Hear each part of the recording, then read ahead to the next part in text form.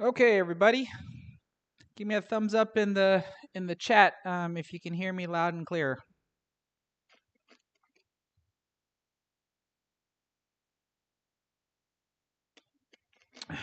Because we are back to do some more straight pool. And as the title says, I still feel like I'm struggling a bit. Um, Not so much because I haven't been able to break 50, but or let alone to get into the hundreds at least on a live stream. But it's still just for me the simple concept of just making balls that I should be making, that I appear to be struggling with, and I don't know if I'm having like some sort of mental block or whatever. But we're here to turn on the camera. We're here to see how things play out, and then we'll try to figure it out from here. And a couple of things. Actually, I'm experimenting with this thing. As you can see, I've got a microphone now. It doesn't exactly do what I want it to do.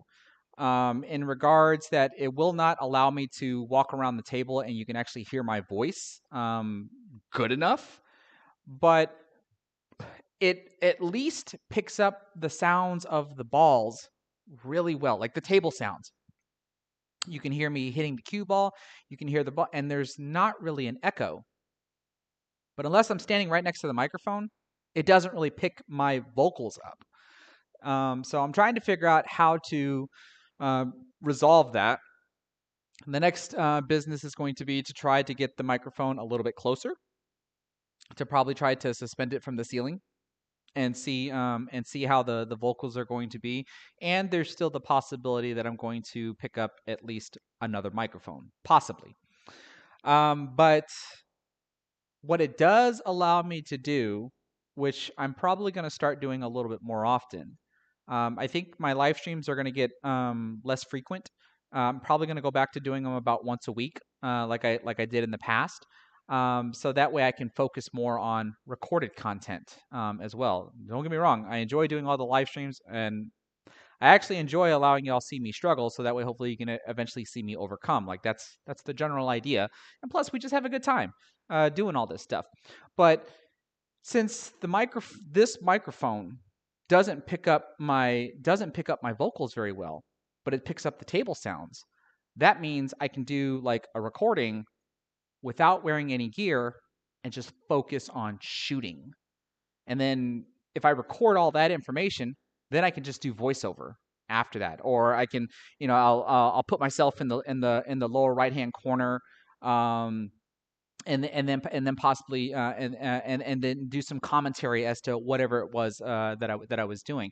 That's possibly what I'm thinking about, unless I figure out a way to get these microphones nicely set up to where they can hear my vocals, and you can hear me.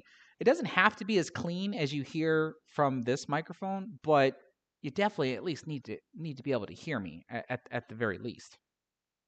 And so it's still a work in progress. It's still a work in progress. So we're gonna see how things work out from there as I try to just figure out ways to add to the show here. But one thing I am going to try to do tonight, I, there's obviously a goal, right? The goal is to see how long it's going to take me to eventually score 100 points. I know last time we talked about like how many innings is it going to take for me to score 100 points? Well, I can kind of do that right now. The only thing I'm going to do that's kind of different is if I miss, I'm still going to start over. That's still going to be a score, and then I'll be able to tell y'all like, hey, all of my attempts, it took this many attempts to get 100, right? And then I can kind of just maybe just log that for myself as I'm still trying to do the single attempt of being able to to be able to do the single attempt of being able to score 100 points. So I'm not going to continue playing on after a miss. I'm going to go ahead and rake the balls up, log the score and stuff. But when all of my attempts equal 100 or more, because there's a possibility it could equal more. I will let everybody know, like, hey, this is where we're currently at. We finally hit 100, and it took this many attempts to do it. So all I can do after that is maybe I can tell you like when I hit 200, because my program's just going to keep adding up all the scores over and over. Unless of course I just reset. I mean, I can just certainly do that. Just clear out everything from the program and relaunch the program, and then just keep counting. I can at least be able to do that. Matter of fact, that's exactly what I'm gonna do. We'll keep going and see how many attempts it takes me to get 100 or more. Because if I'm in the middle of a high run that's looking good, I'm not going to stop if I know that I've made the 100th ball. Like, I'm going to keep on going, right? But then after that attempt, then I'll just reset the entire program, and then see how many attempts it takes for me to get 100 again. I think that's probably going to at least be a better way of doing it. And I'm going to try to keep this casual, meaning that I feel like I'm putting so much pressure on myself because I want to do well for myself. I want to do well for y'all. But last time, in the last live stream, I basically talked my thoughts out. Took a long time in between each shots, a good minute or two, really tried to figure out what I was going to do. And that led to me getting out of the first rack more often. So, even though I say that I'm struggling, um, I was at least performing better than what I have been. So I'm kind of hoping to be able to keep that up tonight. So we'll see. We will see. Now, with all that being said, though, let's switch over to this and let's get started. What do y'all say? I'll basically start saying hi to everybody when we get back from the break, and then I can eventually try to. I don't remember if I have it all set up, because I just basically set the stream up rather quickly. So I don't know if I have that microphone currently on, and well, actually it's not on, and it's currently not configured um, for use. So I can probably attempt to configure it for use, and let y'all hear what it sounds like.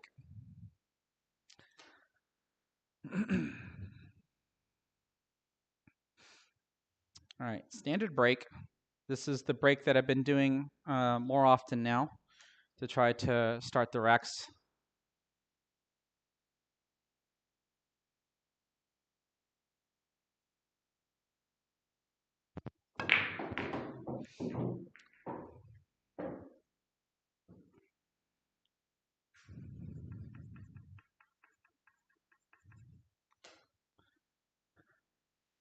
A really good opening start here.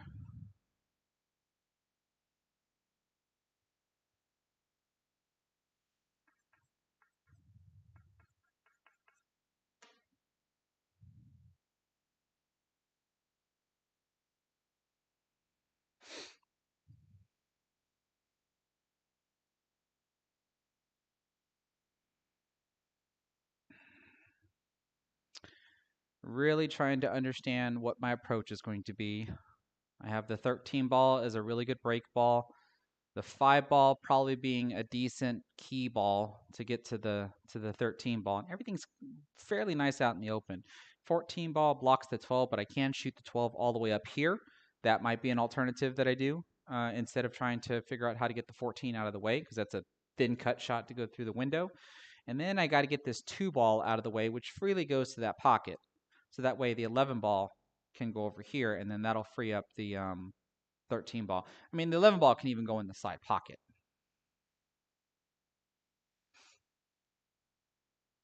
And those are really all the issues that I have on the table. This isn't really so much of an issue because it didn't really travel too far up table.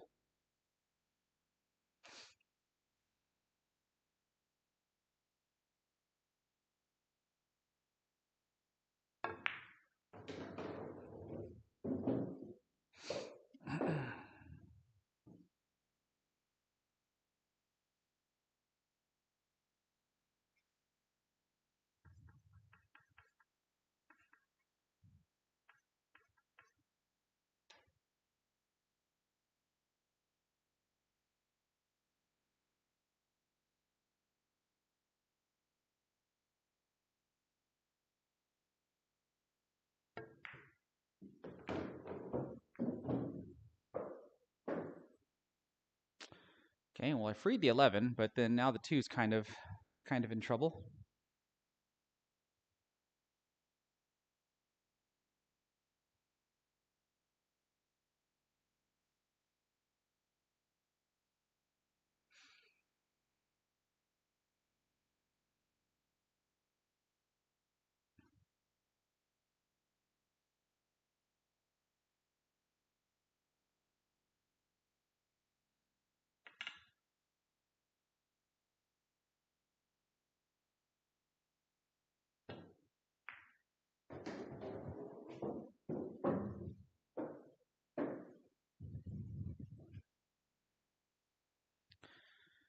I could certainly try to shoot the 12 and get position on the 7, and then I'm done with everything past the side pocket. I obviously have shape for the 1, but I'm also fairly flat on the 1, so I would have to force the cue ball around just to have a shot at something. So I think it's going to be the 12.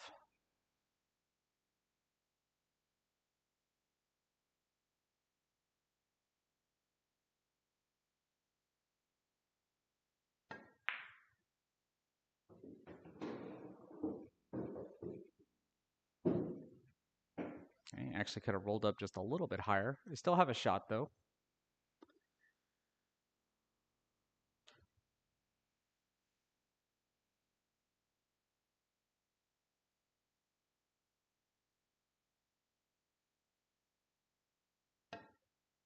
Oh, unless of course I undercut the ball. So off to a slow start there.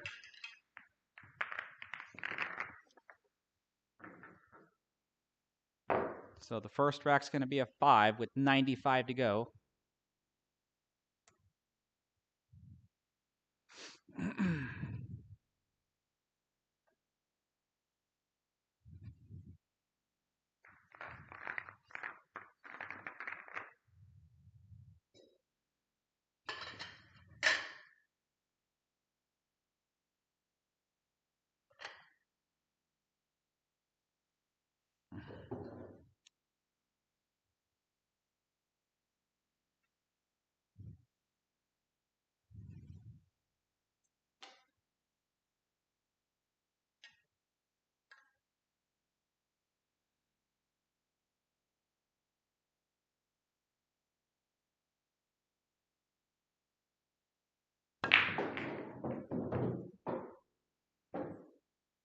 Okay, I like that I'm actually getting my cue ball to stick. If anybody that was here last time, my cue ball kept going up table and leaving me a long, difficult opening shot.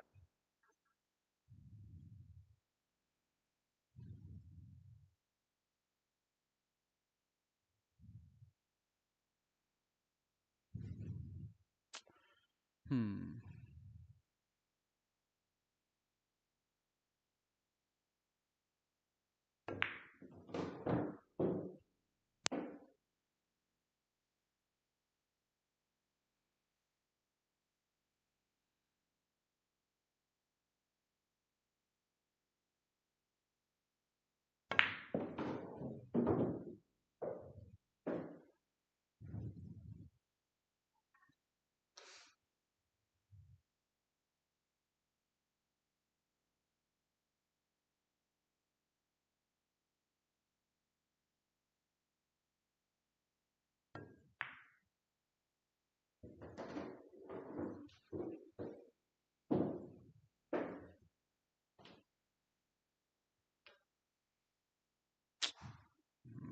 Small angle on the 13. I really would like to try to get somewhere over here because that allows me to peck off the 9, 1, and the 8. But if I shoot the 13 now, that's going to cause me to bump into the 6, and I don't want to do that. So I wish I was just a little flatter on the 13, like right around here.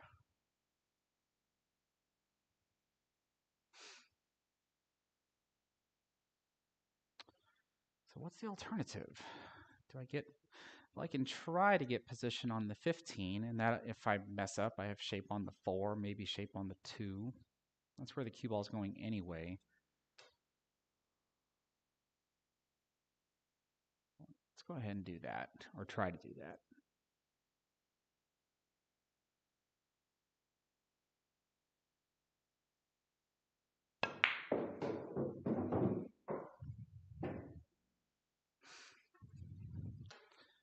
Now I should just be able to roll forward.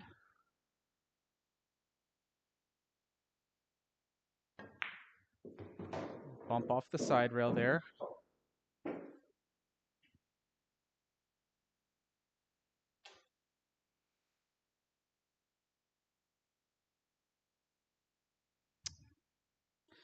Well, silly me. I guess I should have came and looked at this closer.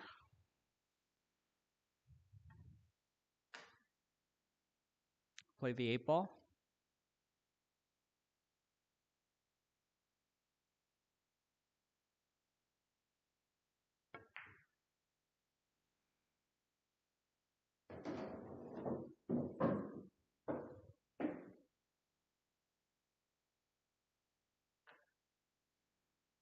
Okay, we're going to play the 2 and get a back angle on the 4. That should hopefully allow me to come over here and bump the 9 and the 1.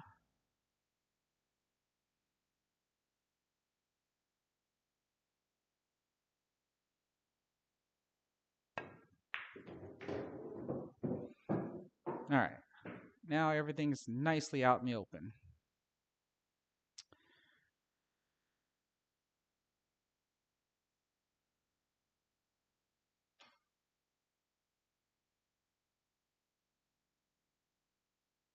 I've got a couple of options for patterns here. Like both the 9 and the 1 are actually decent key balls because they allow me to 2-rail out for the 6.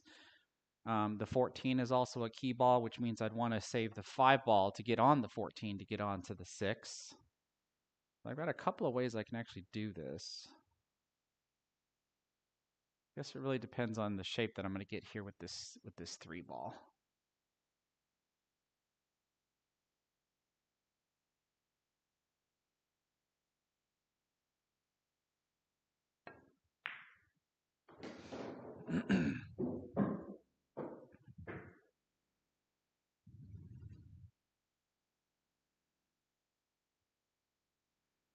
Yeah, flat on the 9, so possibly using the 1 ball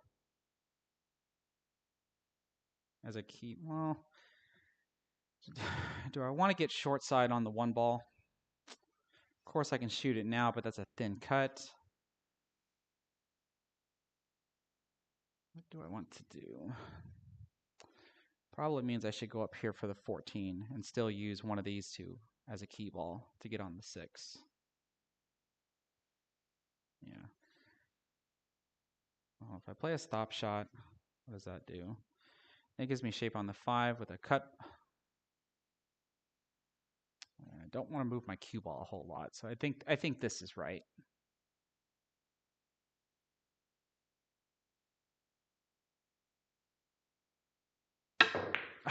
Unless, of course, I miscue. Okay. So that's a 10. Okay, so we have a total of 15 in 2 attempts. Takes us 2 attempts to get a 1 rack equivalent.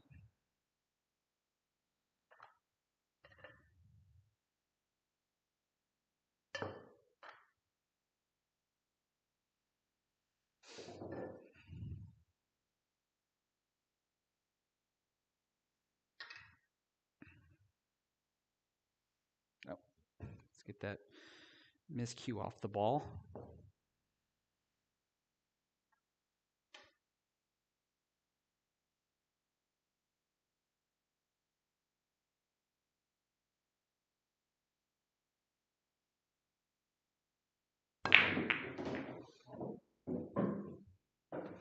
You see, we're getting a fairly consistent result with, it looks like the ball that's in the 3rd row becoming the break ball with the way that I'm breaking right now, which is really good. I just need to stop missing.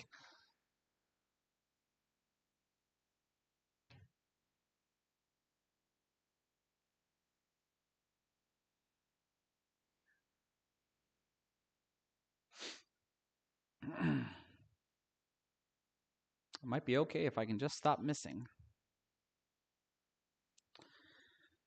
Oh, I'm so tempted to shoot this 6, though.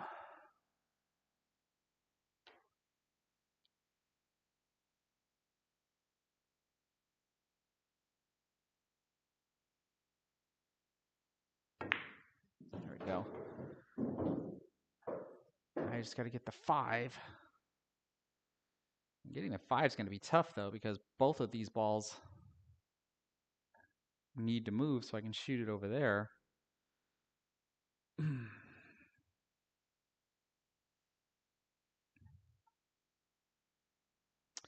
think this should be a decent bump shot here, and I have the 10 ball as a backup.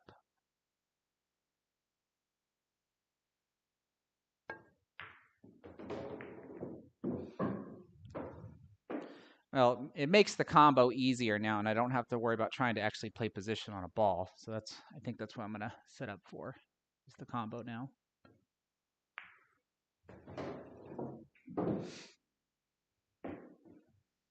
So 15 ball.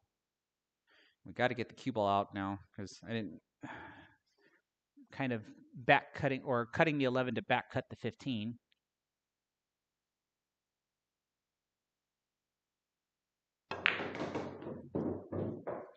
Well, I didn't think I was getting all that kind of movement. And that's another thing that I've been struggling with a little bit lately is my control of power to move the cue ball.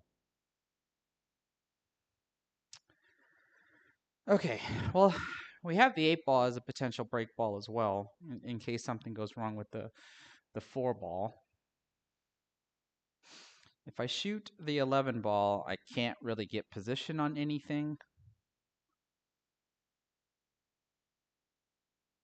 So the 13 ball is probably the better ball to shoot at.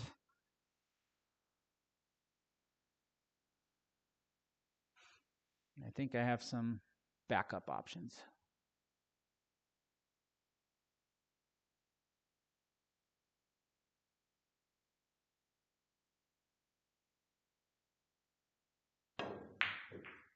But not if I miss.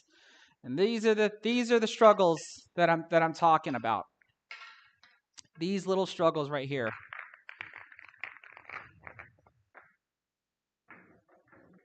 That's a 6.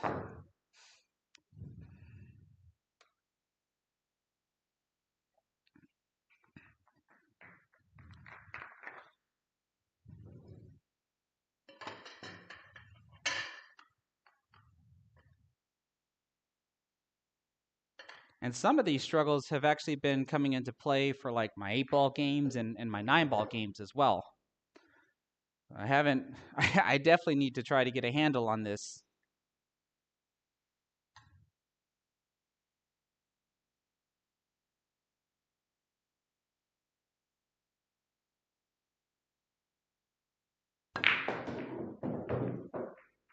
Whoops. All right, a little fortunate that the 7 ball came over here, but still, this doesn't really help. The 7 ball is kind of straight. So it looks like we have to try to push forward for the 13.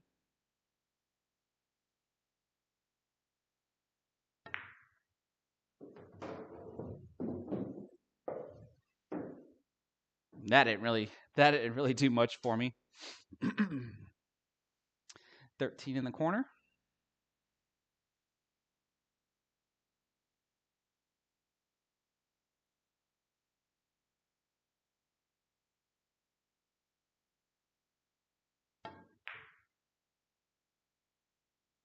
Ooh.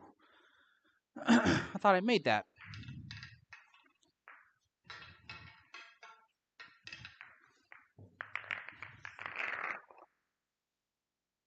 So that's a 2. You're not going to really see me try to force anything.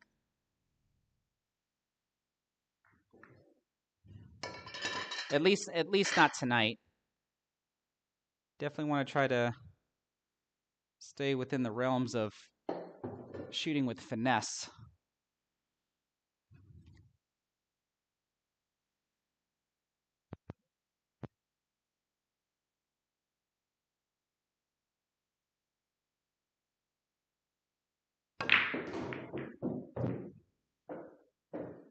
Okay, even that's better. Since I did come 2 rails out, I didn't come all the way out like I've done before.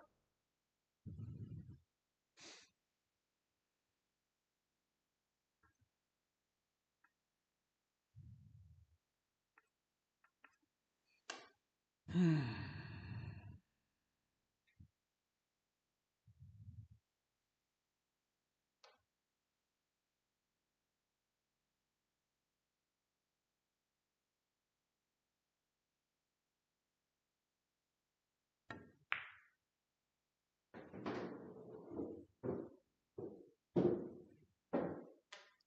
ahead and try to get this out of the way so that we're playing half table pool.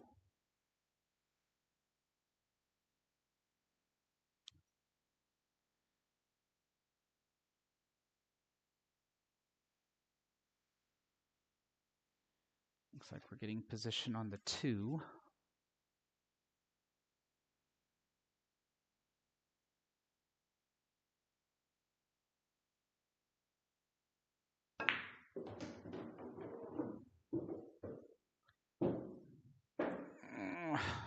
Well,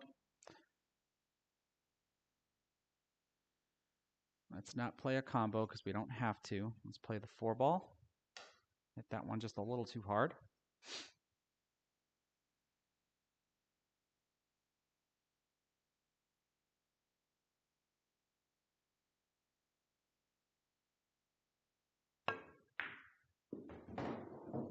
Ooh, thread the needle there.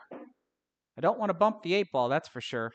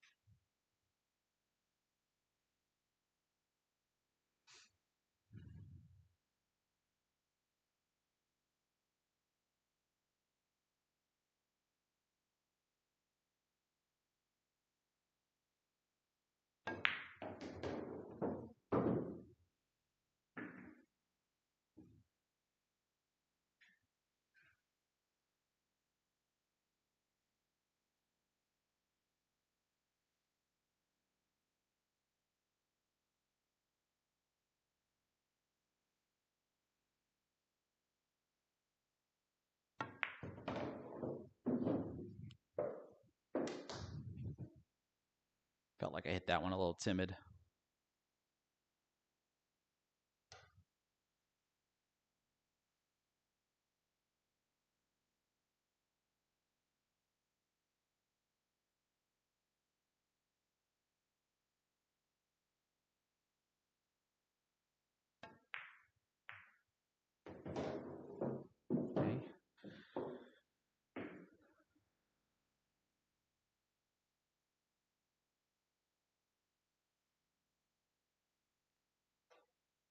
Okay.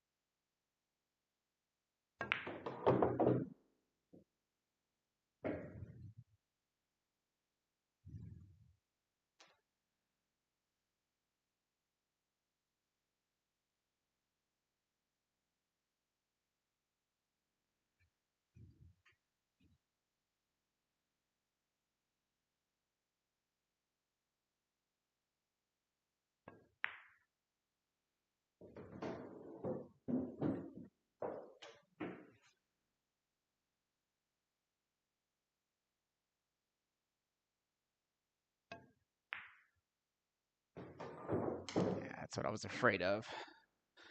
That's what I was afraid of. All right, so this is a shot that I've been struggling with on judging the speed because I have to 3-rail around when ideally if I would have gotten the right angle on the 5 so I can get flat on the 10 so that way I can just draw back. But now I got to 3-rail around this, and judging the powers has been a bit of a struggle on this one. Let's see here.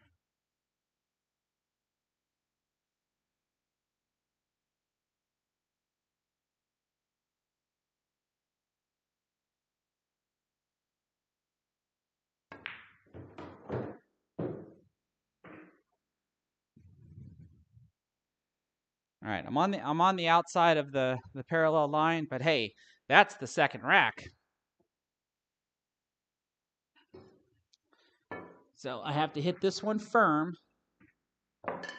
whereas if I was on the inside angle of the parallel line, I can hit it softer or smoother, maybe is the right word to say. So I have to hit this one firm with a little bit of draw, because I don't want the cue ball to follow forward and scratch.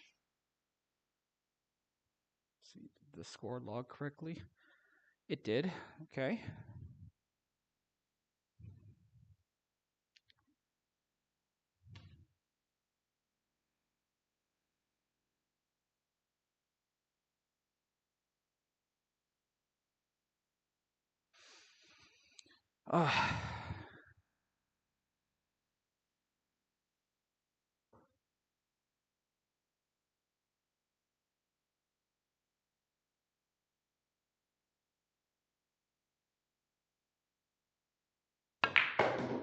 Oh, I didn't want it to draw back though.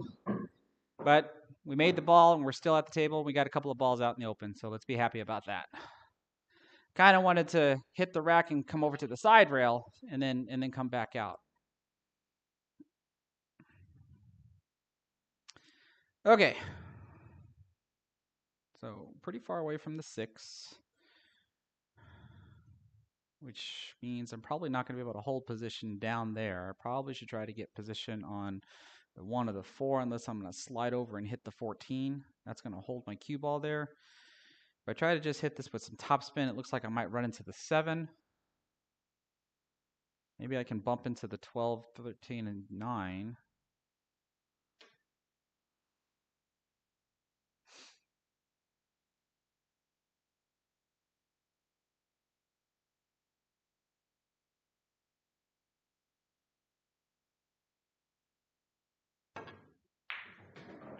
Okay, kind of like that.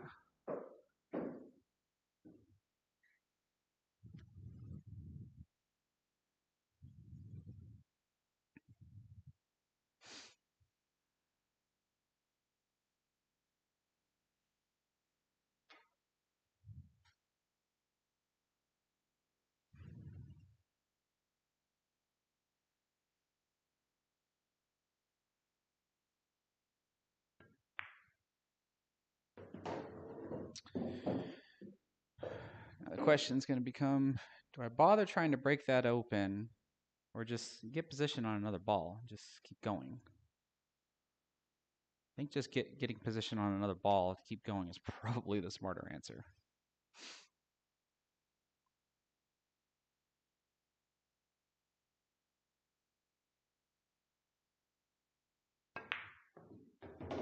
Well, that wasn't the position I had planned, but it's the one I'm going to take. There goes the star of the show. Bye. All right, so unintentional bump. Let's regather ourselves here.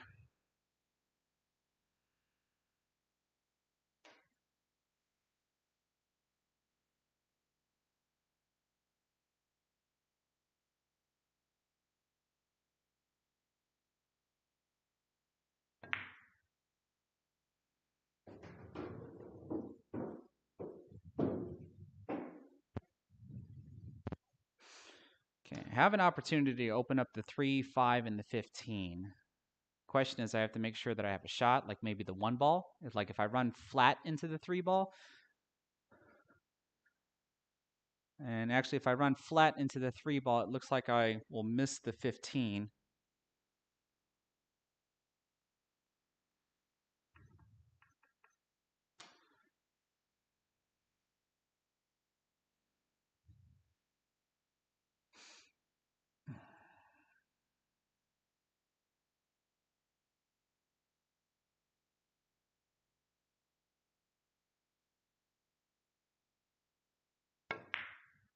Yeah, that's what I thought.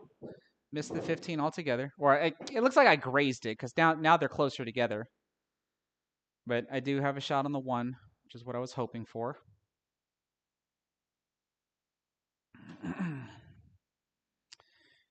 Kind of looking at the 12 ball as my break ball for now.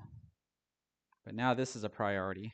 I either got to open them up or get behind them. Because it looks like only the 5 ball goes into the corner. So opening them up is probably the better choice. So does that mean I play a combo from the 9 to the 3 to open them up? I got to shoot the 1 first. Or do I just use the 3 by itself to open them up? No, I don't think that's a smart choice. Because that means I'm coming at them like this, and I can't really... If I had a ball over here, then maybe I would consider using the 3 ball. Let's see, if I just play a stop shot, that'll give me the 13 on the side. Yeah, so I think that let's at least do that.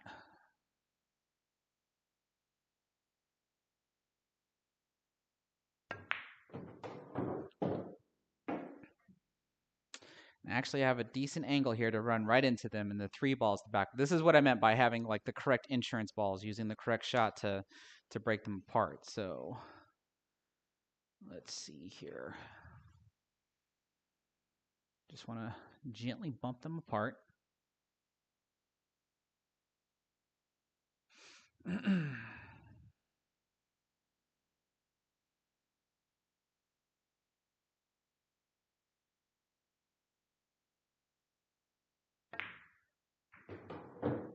of like that.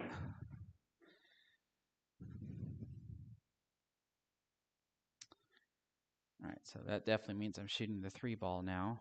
When do I get to the 9? I need to get to the 9 soon.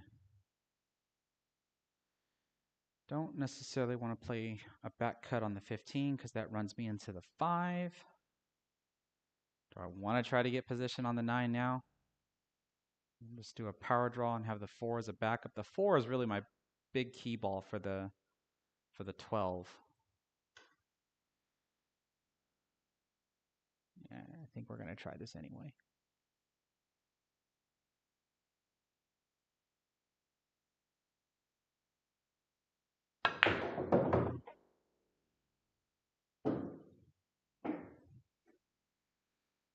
Okay, I think I got it. It gives me position on the 5 maybe. So I slide over this way.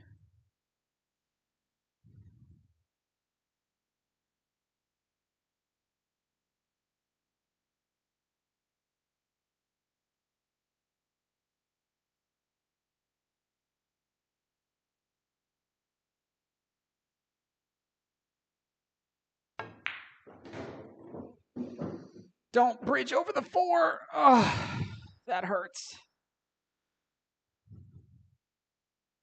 All right, that changes things because I'm not going to bridge over the 4 to shoot this. So now I'm probably going to try to use the 5 ball as the break ball, which means, or not the 5 ball, I'm sorry, the 15 ball as the break ball, which means I have to shoot the 5 last. So now I got to get position from the 12 to the 4 to go possibly here in the side pocket. So we're going to try to draw this back a little bit.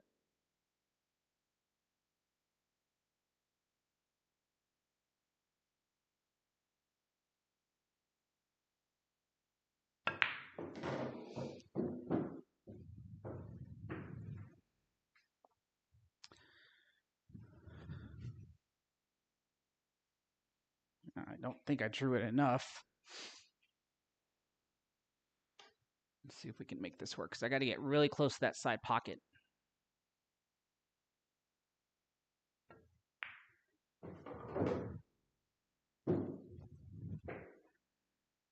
Yeah, I didn't get it. So now I wanted to get here so that way I can just roll out to here, but now it looks like I have to stun out to here.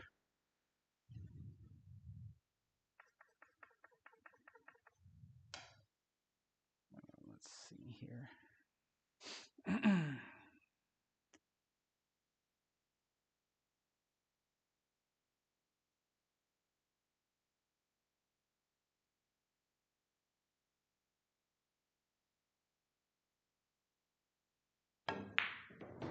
That's not going to cut it. Oh, that's too hard. That's too hard.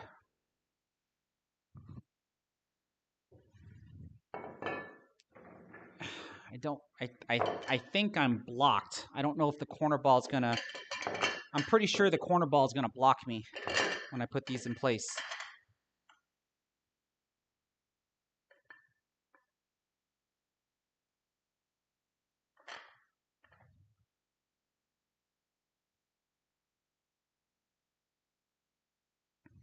No, I can see it.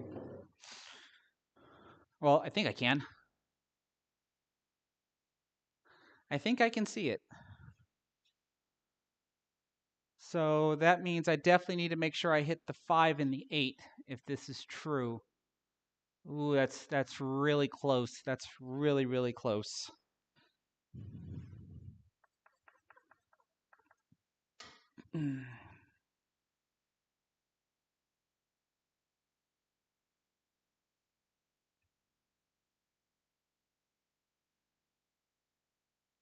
So I got to hit this firm because I'm coming off the rail.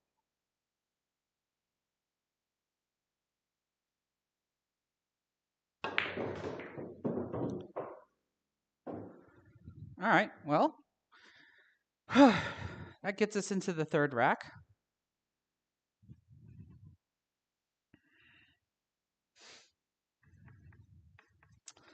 So now I think this means that I got to play some sort of a stop shot or a little bit of a draw shot so I can have this shot at the 3 in the side. I don't think I want to shoot the 8.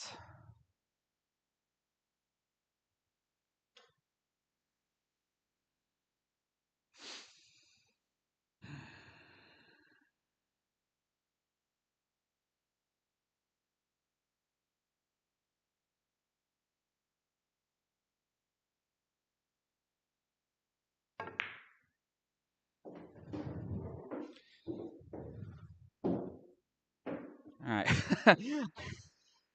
You know, the 8 ball is a lot easier to shoot than the 3 ball. So maybe I can shoot the 8. Because if I draw back, hopefully to about right here, that gives me, I think, the angle that I wanted on the 3. I don't know if I have to come to the rail, though, to really get the angle that I want.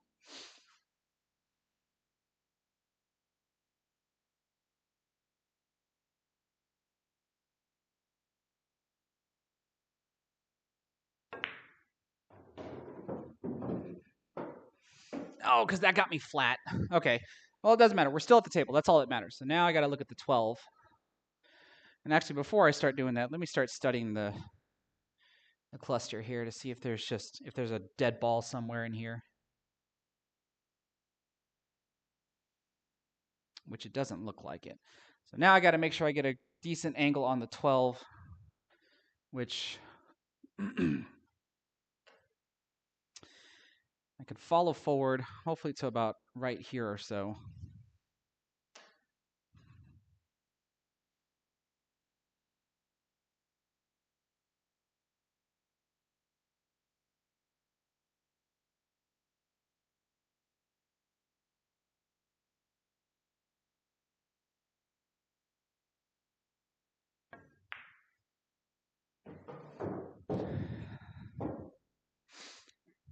All right, this one I think I have to hit though. This is going to be a little bit harder than firm. I got to make sure that my cue ball doesn't get stuck in there, and then, I mean, we're pretty much just relying on luck here to make sure that I have a shot.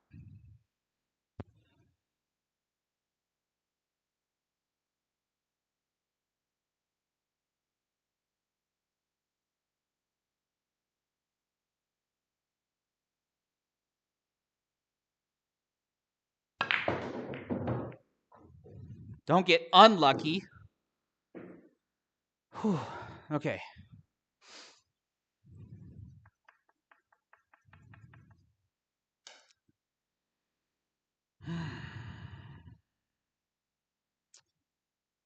What are we looking at though? No decent break ball. 2 ball, maybe. I think the 14's a little low on the rack. 6 is a little high on the rack. 13's too close to the rack.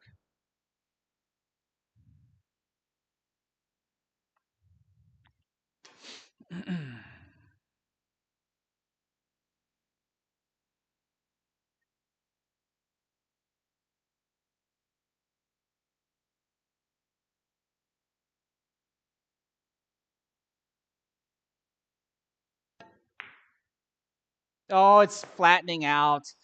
Ah, okay. Jeez. Well, that was a pretty good run, all things considered. So +5. So that's a 33. So in 5 attempts, we're halfway there. We're at 56.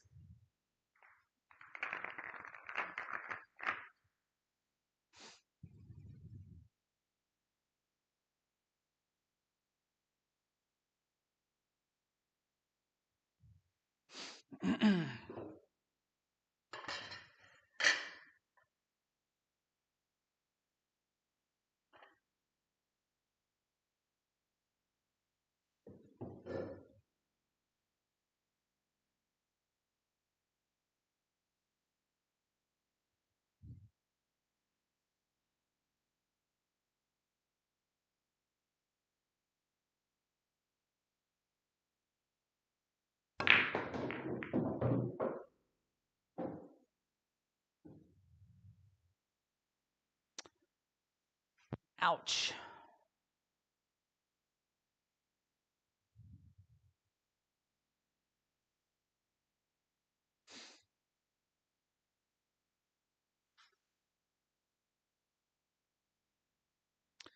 This isn't really the type of start I'd like to have.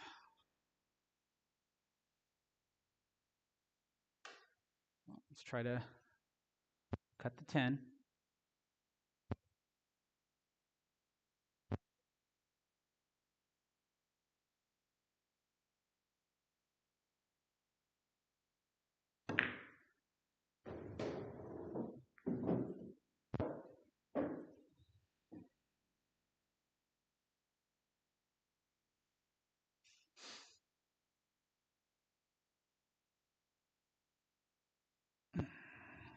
Man.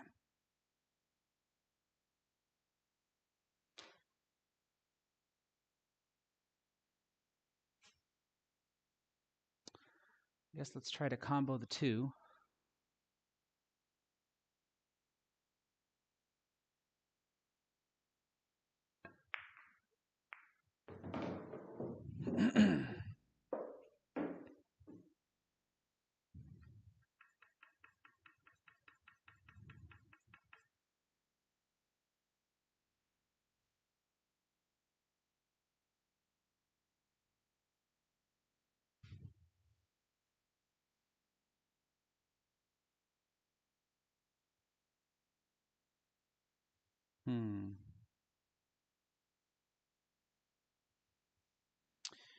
See, I'm debating on shooting the 12 and possibly bumping the 14 into a break ball position. I don't want to bump it too far because then that covers up the 9. But then that means hopefully the 1 ball or the 11 ball are my insurance balls. So I think this is a safe bet.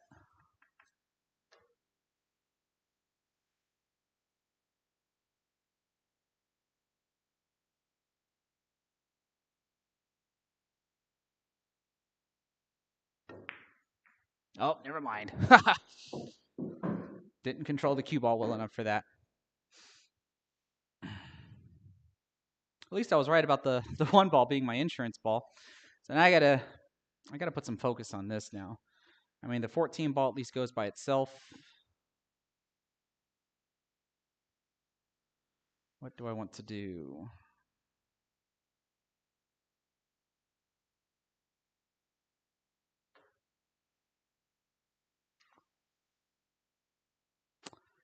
Could shoot this straight to the 7. Yeah, I think that's what I'm going to do.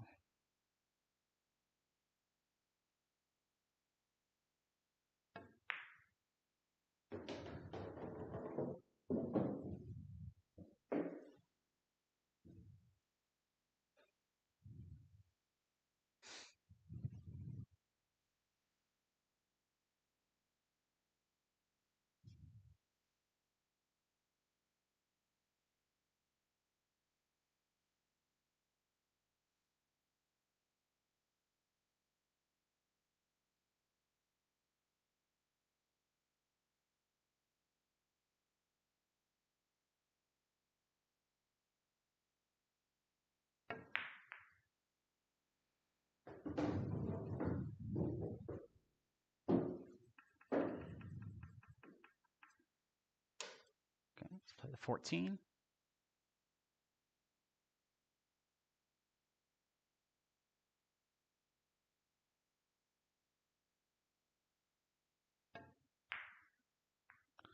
Oh, are you serious? That was an overcut?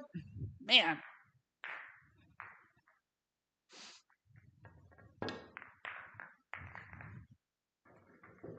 And that's a 6.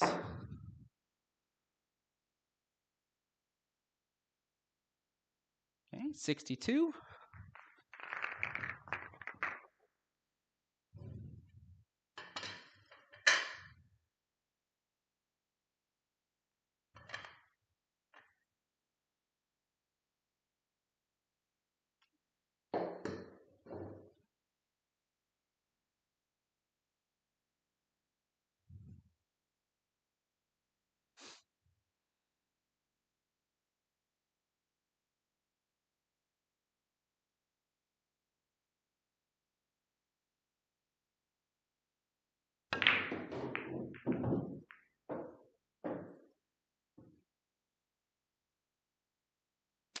All right.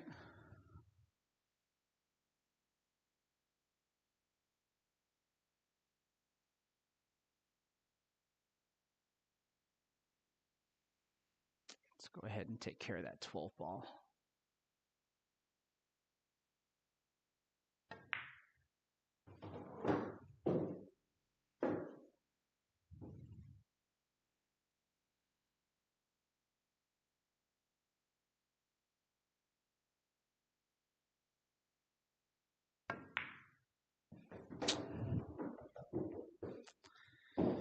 Oh. Still like I'm, even after that 33, I still feel like I'm playing tight.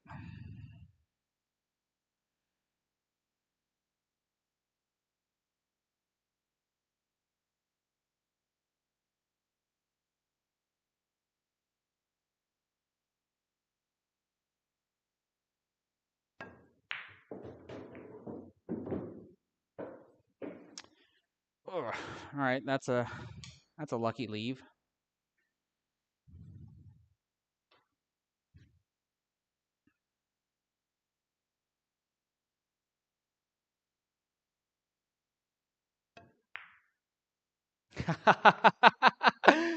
Oh man.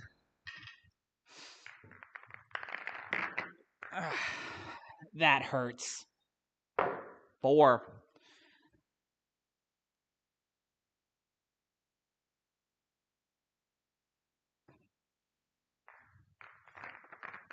That one hurt.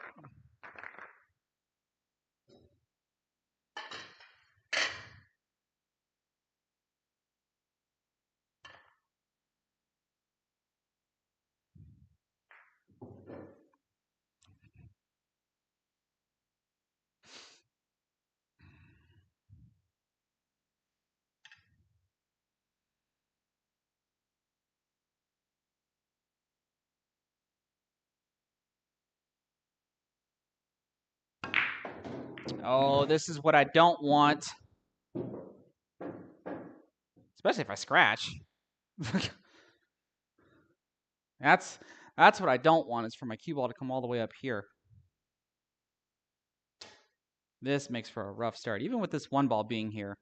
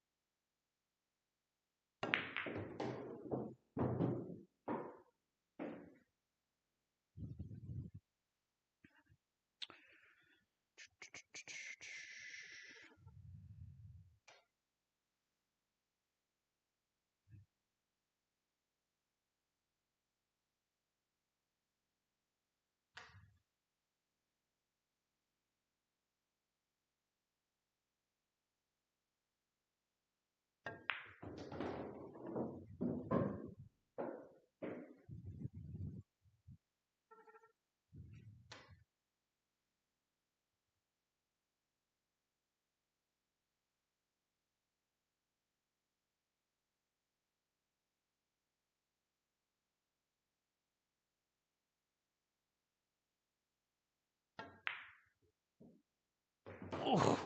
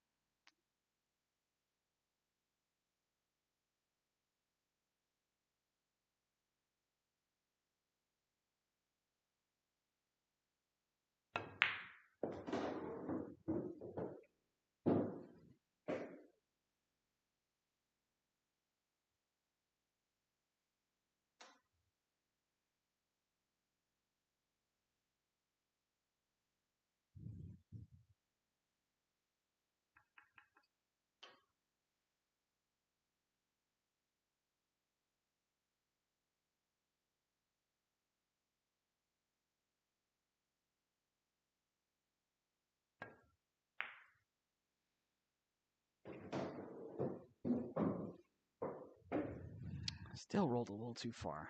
Still going to shoot it, though.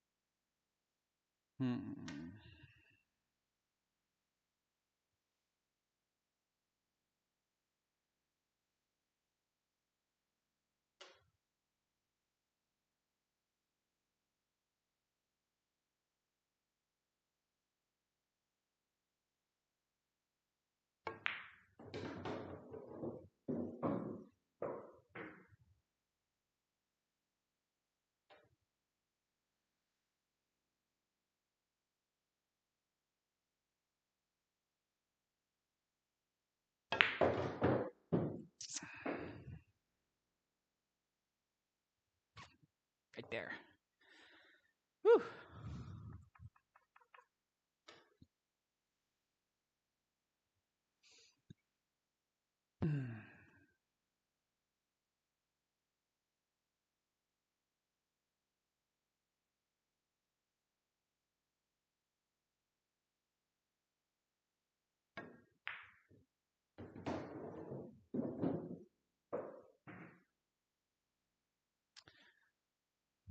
Okay, maybe just a little bit farther would have been nice. See how well I can hold this.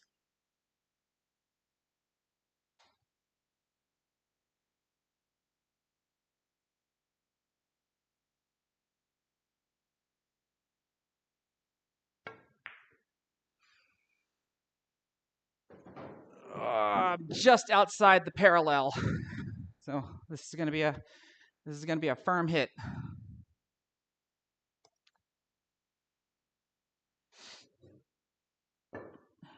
Don't think I can follow this one. And so like I said, this is where I would like for my cue ball to hit the rack and then come over to the side rail, not draw all the way back. If I know I'm going to draw all the way back, then I'm going to want to probably power the ball so that way I can make sure that I hit the short rail or hit the head rail and then come back towards the middle of the table. So let's see, where exactly am I going to hit the rack?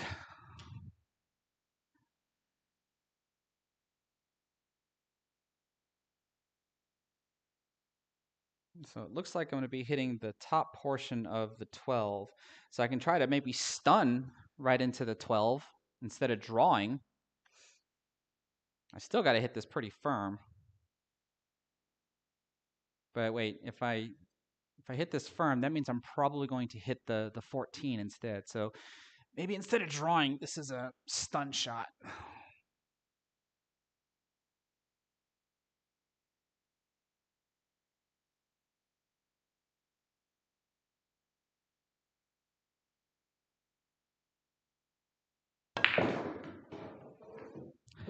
Kind of like that, but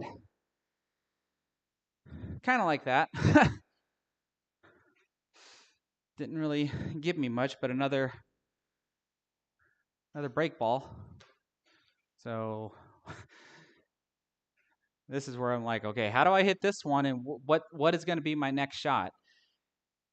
Do I follow through and go into the foot rail to hopefully have a shot because everything's going to still be going forward? That's probably the right way to think about it.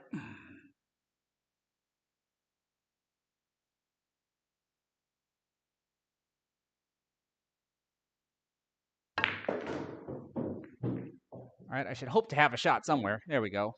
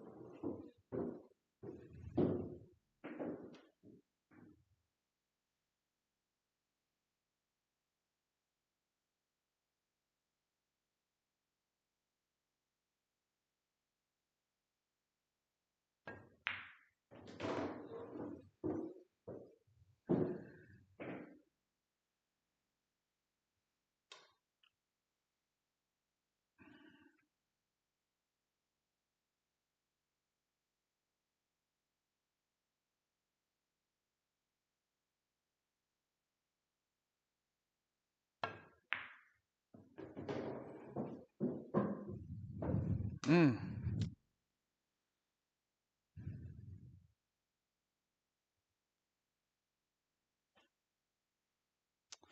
I'd love to be shooting at the 3 or the 11. Rolled just a little too far.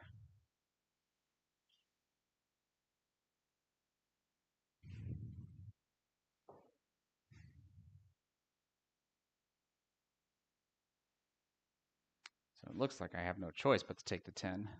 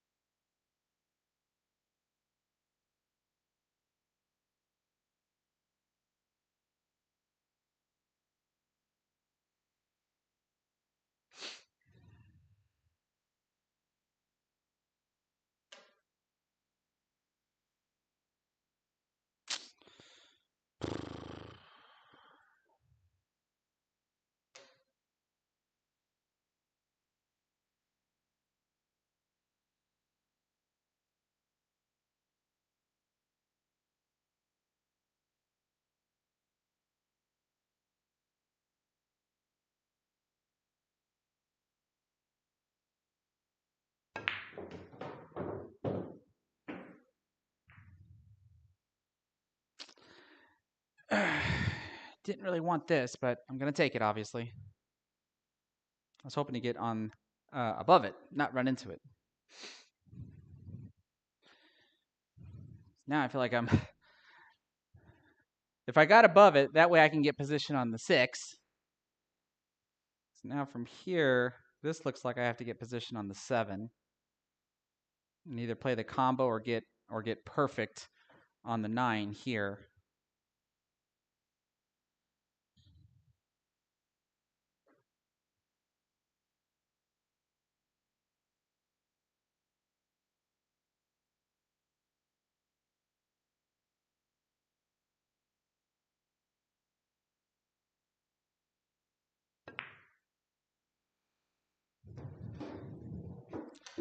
Well, getting perfect on the 9 is going to be out of the question.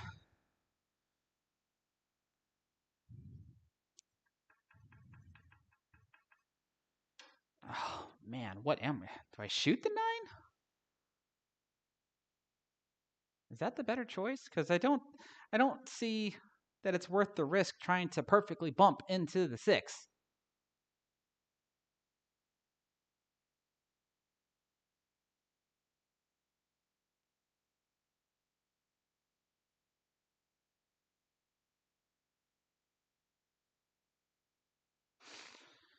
Man,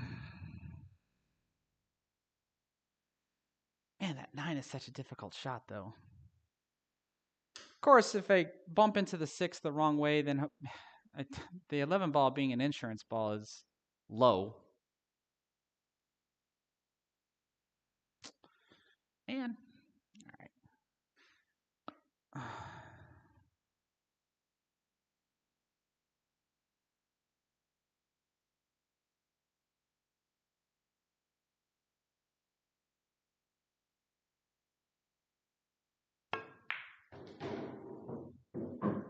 Well,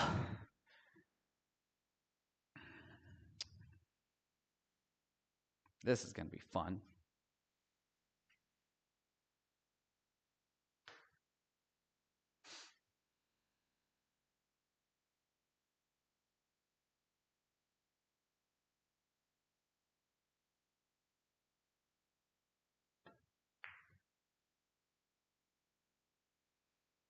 Sheesh.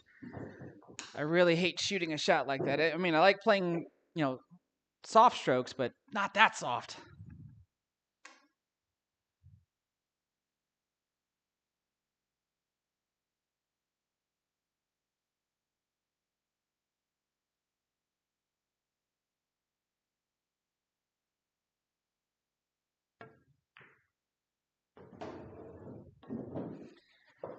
Whew. That's going to be close. That's going to be close.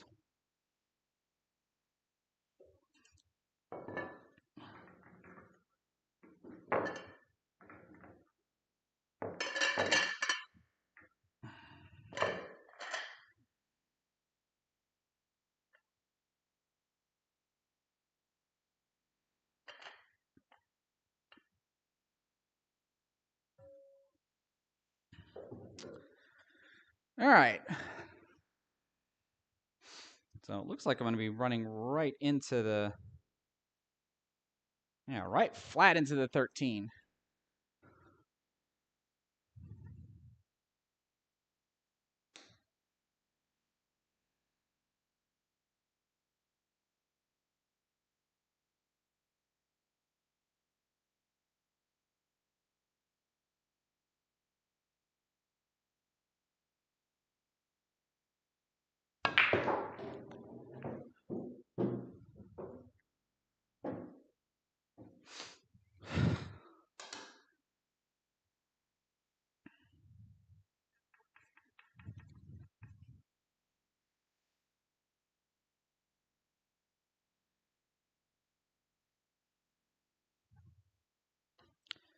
Ten ball.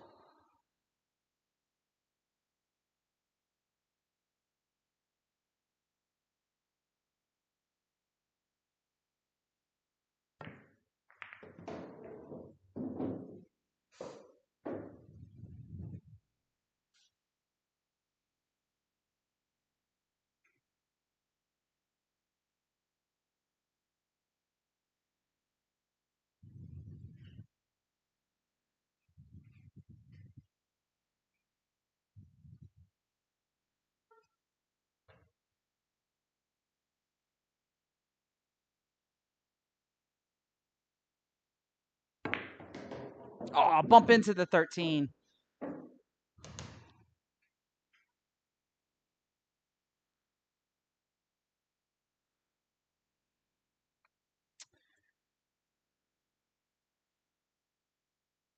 Yeah, because that's super close. I'd want to be a lot closer to shoot it.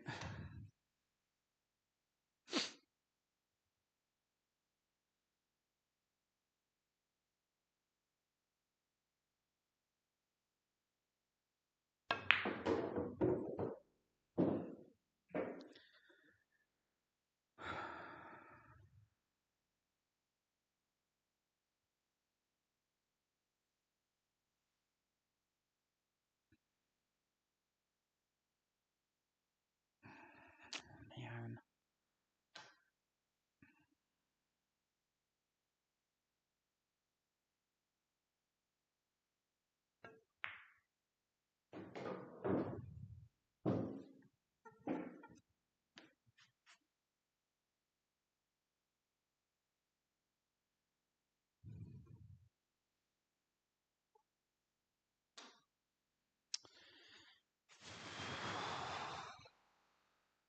This 13 balls got me nervous.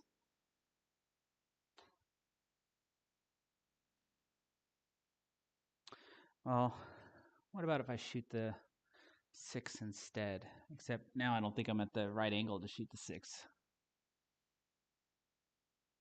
Like the 13 goes, it's just that window is really small.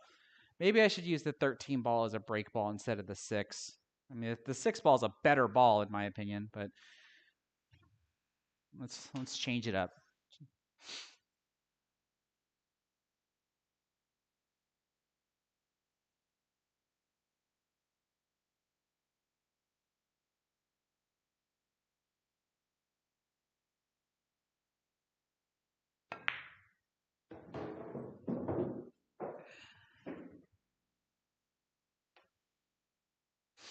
Even the 7 ball's a close ball to shoot at.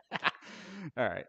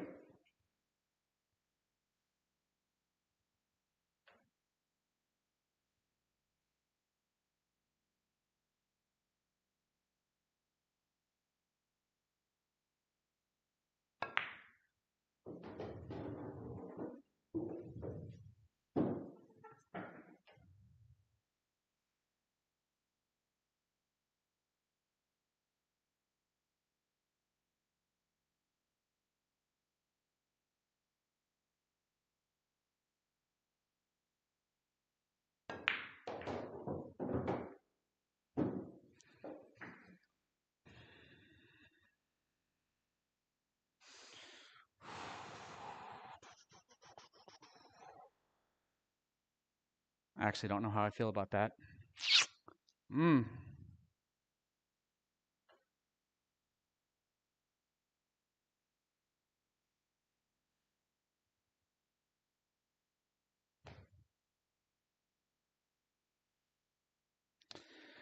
I actually don't know how I feel about that one.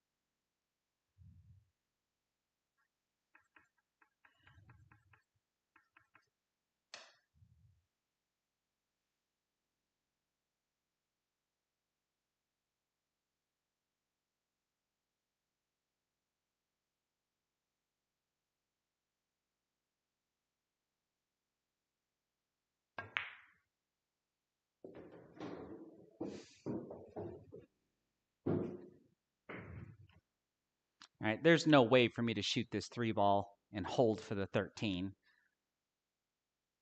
But I think I have to use the 3-ball to get my break.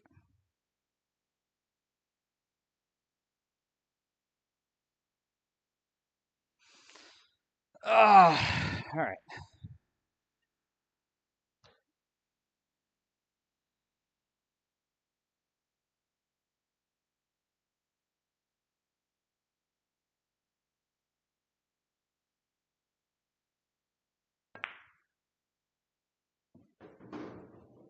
It's like right now, like that'd be perfect. All right, so cue ball's got to come up here, here, and then start heading its way over here. If I can get somewhere back over here, I think I'll be good. This is kind of like the natural path that the cue ball wants to take, so I'm just going to let it go, and I need to hopefully get somewhere right back around here.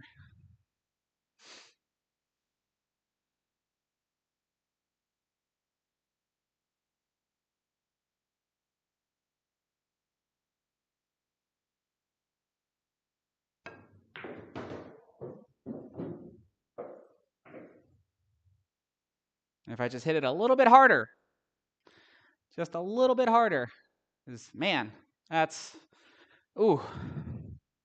Hey though. That definitely puts us in the hundreds. So it took us a total of 8 attempts so far. So we'll actually, well, never mind. Never mind. Let's just focus.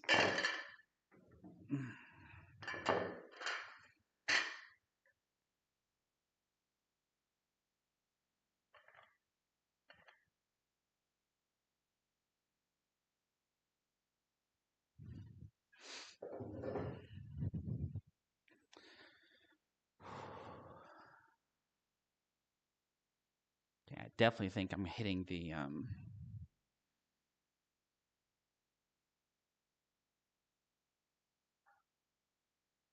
running into the 2-ball, it looks like.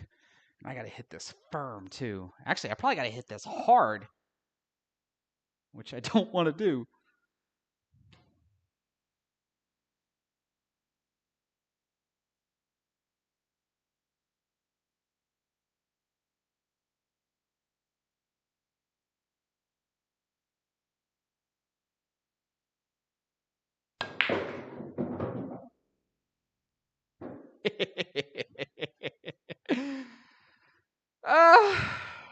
All right.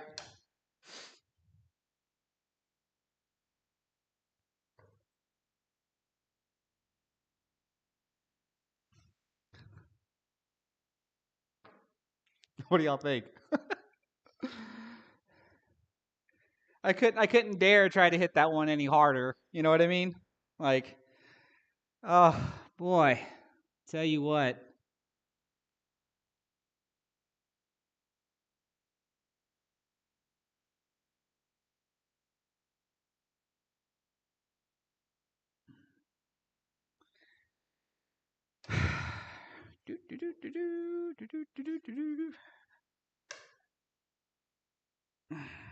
The only thing I see is the 1-ball in the corner. The problem is I don't know if I can send the 9 into the 12 far enough to where when it comes off the 12, it basically just sends the 1-ball straight there, or if I try to get the 1-ball to go off the 13 and into the pocket.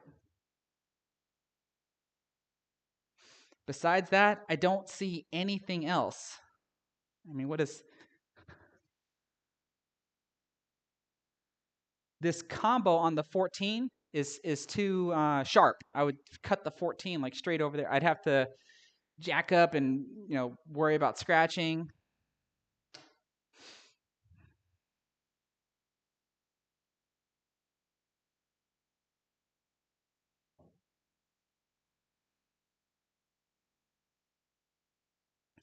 So I just don't know if I should try to send the 1 straight into the 13, or like I said, if I can get the 9 to come off the 12 correctly.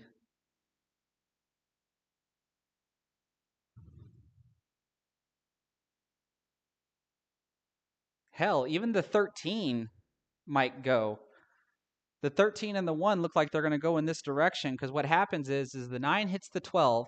The 12 caroms off the 11, which caroms into the 10, and the 10 pushes the 13 over there. So both the 1 and the 13 look like they're at least going to go in this general direction. So I really don't know which one to call. The more I look at this.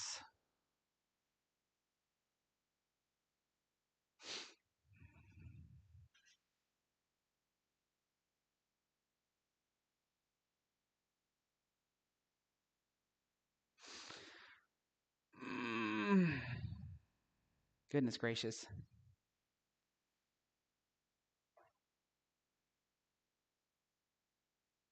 Okay, well, it's certainly not going to be the 1 ball if I go into the 12. The more I start to look at it, because it looks like I'm catching the 1 to where it goes right about here. I don't think I can get it to go any higher than that. So now that makes well, I guess that depends. The 13 might help the 1 since it's since it's going over there. I don't know which one to call.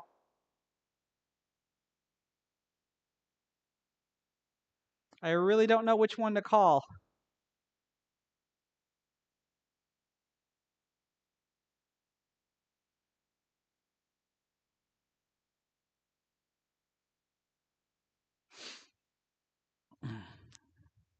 Got to call the right one.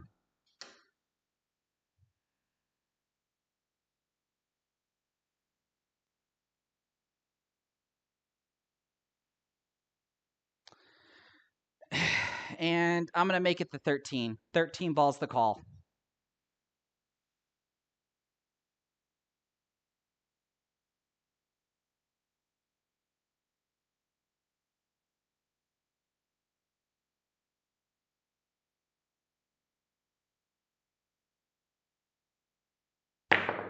Ah, see, they both went over there. I probably just didn't hit the 9 ball in the correct spot. Oh man. Well, golly, guys. There it is again. 43.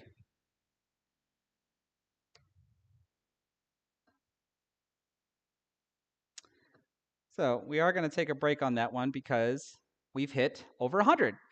So it took me 8 attempts to get over 100. And I'm actually surprised I have no second racks in there.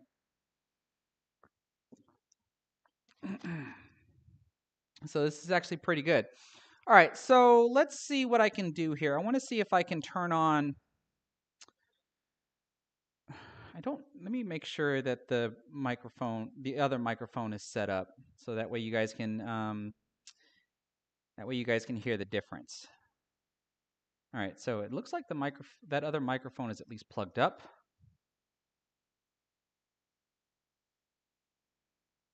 At least I think it's plugged up.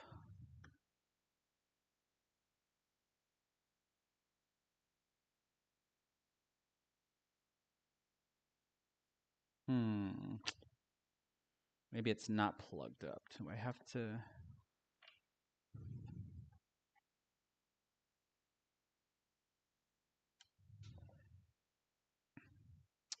Give me just a second.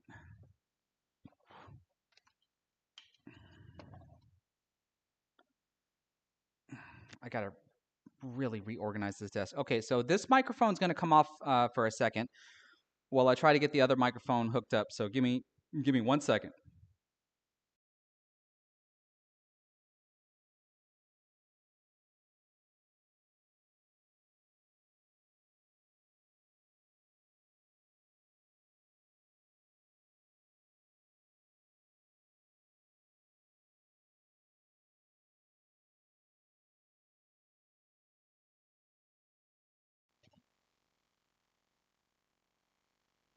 All right, so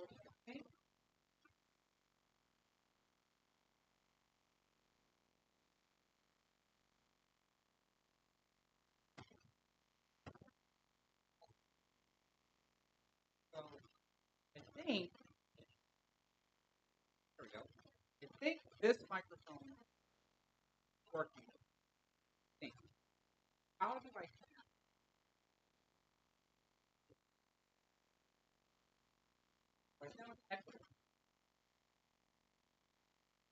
Like, I have to be pretty darn close to the microphone, just for my vocals to be picked up. Do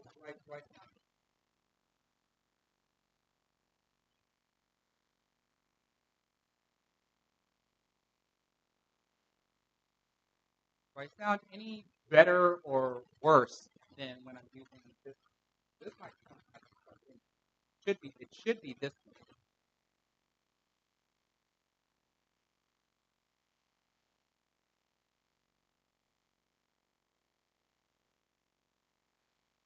Right. So quiet, yeah. So that's something that I don't particularly like.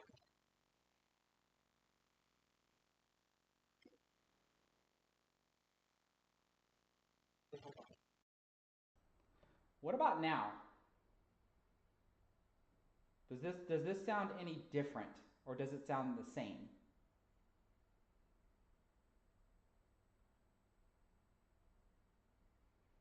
I might have had the wrong microphone selected.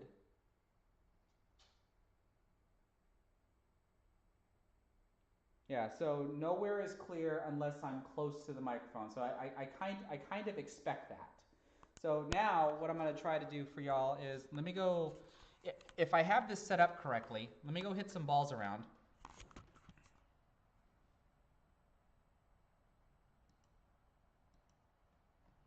So let me go hit some balls around so that way you can if it's set up correctly, like right now, I probably should sound faint, but you probably can at least hear me from here.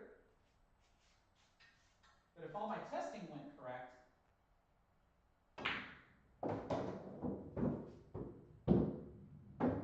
if my testing was correct, that should have sound crisp and clear. But y'all will have to be the judge of that, because all my testing showed that whenever I'm out here, that microphone was not picking me up very well, or at least my vocals very well.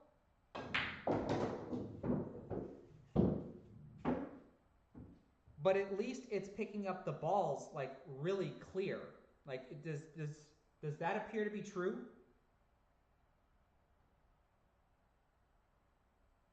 It sounds a little better. So like this is the stuff that I have to experiment with, because what I do is I basically just do a simple recording, right? I'll record. Uh, yeah, exactly. So I sound very faint when I'm at the table. But how does the balls sound? Yes, exactly. Okay, so that is that is currently the quality of this microphone based on where it's at. So I'm going to switch. Ideally, I probably sound very faint, but ideally now it's going to be if I can put the microphone somewhere up here to where it's closer to the table, which means it'll be closer to me, and I probably will have two of them, and then that hopefully hopefully is going to get rid of what I want, or it's going to get rid of the faintness. You're going to be able to hear me a lot better, etc., etc. So now I'm going to switch back to this.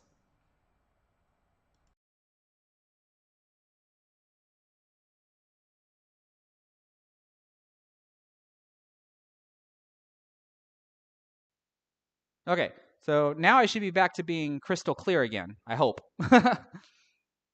But that's at least the new microphone, and it's from all my testing so far, at least with where I have it mounted, it, like I said, it picks up the table sounds really well. I actually like how it actually picks up the table sounds, and that's what I was referring to about how I can probably start doing more focused attempts on certain things, like how many 9-ball racks do I want to break and run, and just record the table sounds and stuff, me not talking. I might talk to myself or whatever while I'm doing, or doing recorded straight pull attempts and just focus on shooting, nothing else, whatever, and then just have this microphone pick up all the ball sounds and everything else. And then afterwards, then I could do like, some voiceover commentary or, whatever, to be able to break down all the things that I'm doing. But until I got to get some longer cables because the cables that came with this aren't long enough for me to suspend it above the table. So I've actually got some cables coming in. I hope 10 feet is going to be enough. It Now that I think about it, it might not be. I might need to get 15 feet. So I might have some extra cables that I don't need, but we'll see. We'll see. This is my investment to trying to figure out how can I shoot pool without having to wear any gear.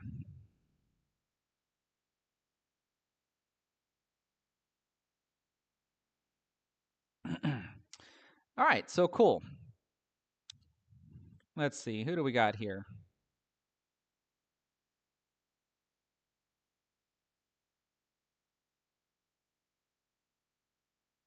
Oh, I see. Shortstop on pool is here. That was a quality 43 and good thinking through the racks. I really do appreciate it. I mean, that run ending the way that it did, I'm perfectly okay with. Right? It's just like I didn't get that third rack wasn't exactly the ending pattern that I wanted. But I got a break ball position. It wasn't the greatest one, and then of course I broke the rack open a little bit, but I didn't really have a shot. So like that's kind of what I want to be my run enders, not missing simple shots. I think there was a straight in 8 ball that I missed over here on the foot rail where I accidentally just hit it just way too straight and didn't cut it at all. And like those are the types of mistakes that I don't want to make that actually end my run.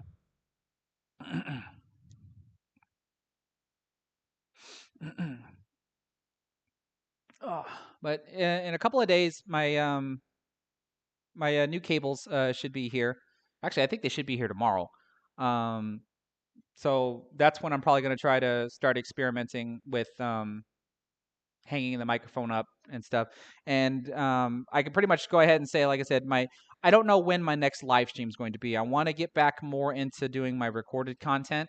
Um, I just recently changed a tip for someone and put a how tip on there, and I actually liked the way it looked when I was done. And that the how tip is what I want to put on my Predator Black 4.5. So I think I want to go ahead and do that and probably get all that recorded. And plus, I have a couple of other ideas that I want to try to record as well. And so um, that probably means I'm gonna pull back my live stream frequency, probably back to like once a week, like I used to do when I was doing playing against the 9 ball ghost, rather than just whenever I feel like live streaming, I'm gonna live stream. Of course, there still might be occasions where that might come up to where it's like I feel like I got nothing else better to do, so let me just go ahead and go live.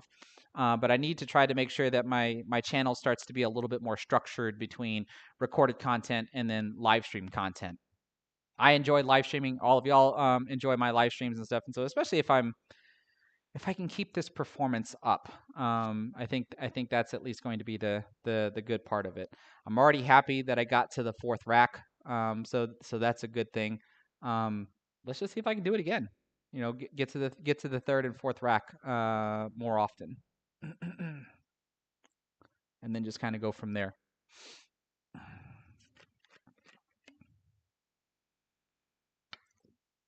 But sometimes when I'm not live streaming, I might be trying to record a high run attempt, and that's when I'll end up using this microphone here to record all the table sounds and stuff. And so if I manage to beat my 48 with a recorded attempt, then of course that happens, and I'll probably just put some commentary on it and stuff, kind of like what shortstop pool does, or shortstop on pool when he does his racks of the weeks. Except I'll be doing high run, so it won't be just a single rack; it'll be the entire the entire run.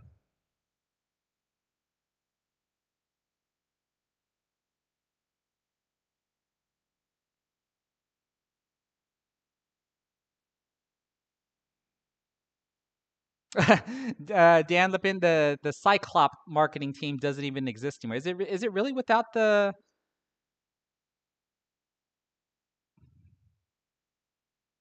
Oh, it certainly is. Huh. Okay. Well, that's an easy fix. But the company that makes this ball set doesn't even exist anymore. They got replaced by Dynasphere. But that's an easy fix. Just do that. Thank you though. I do appreciate that.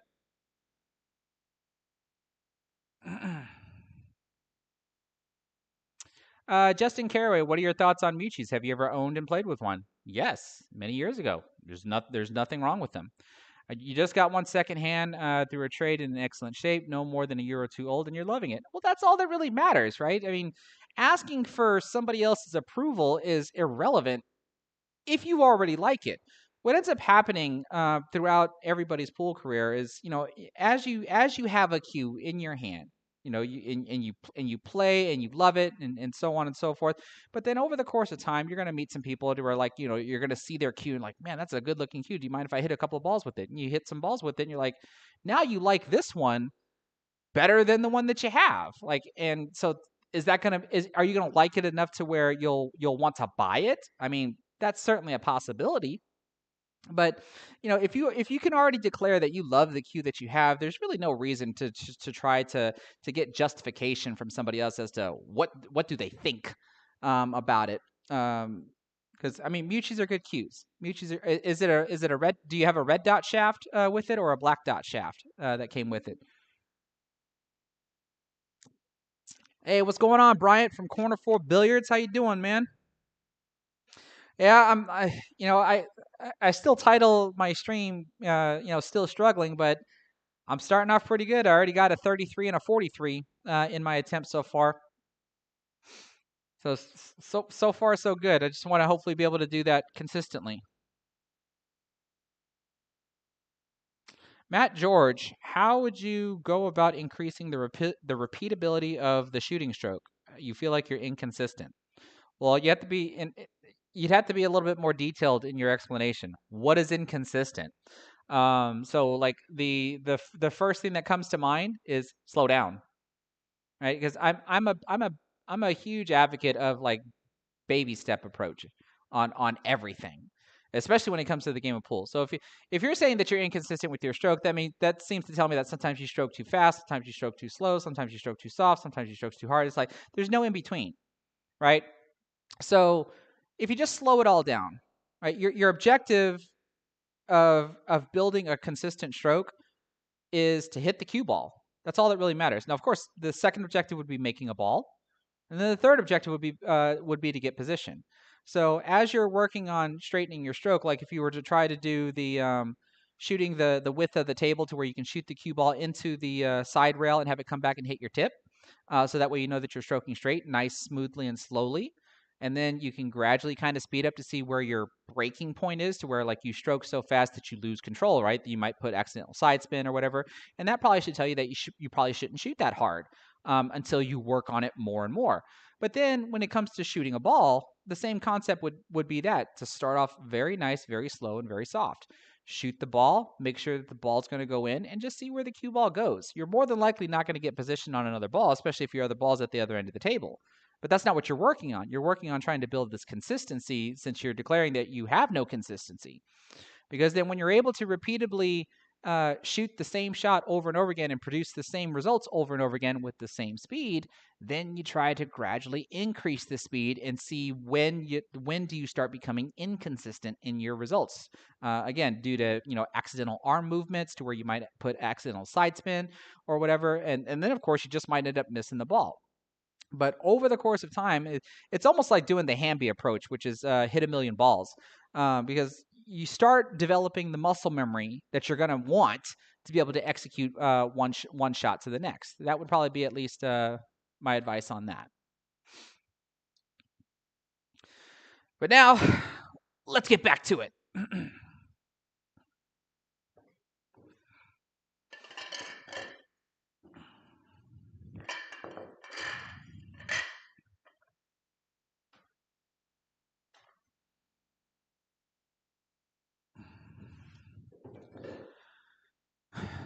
Let's see if I can put up another 40, let alone a 50.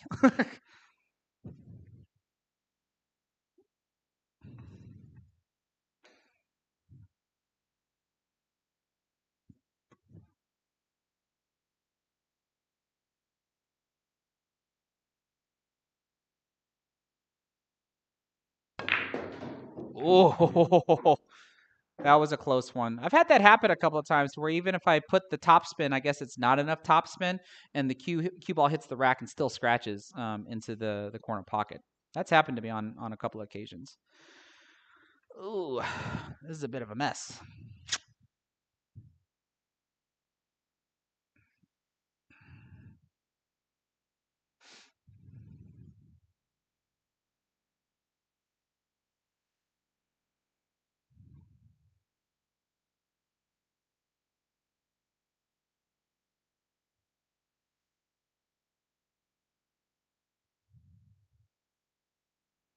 All right, so it's not ideal for me to try to make this one hit the rail and come over into the stack. I mean, because what's my insurance shot? There isn't one. I'd love to be able to shoot the 2 and come back into the stack, but that's a little bit of a, or into that cluster, I should stack, into that cluster, but this is less than ideal because, the 4 ball's in the way, and I don't want to shoot it with the bridge because then my 1 ball is definitely an insurance ball.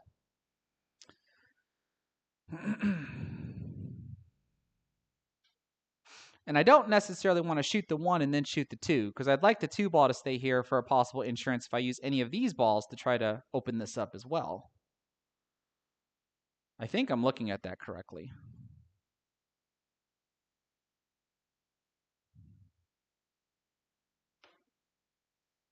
Of course, I really don't see any other option but to come into this cluster.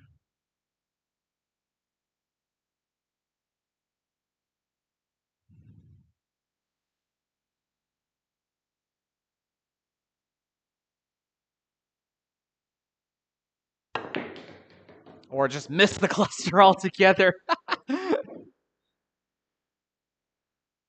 Whoops.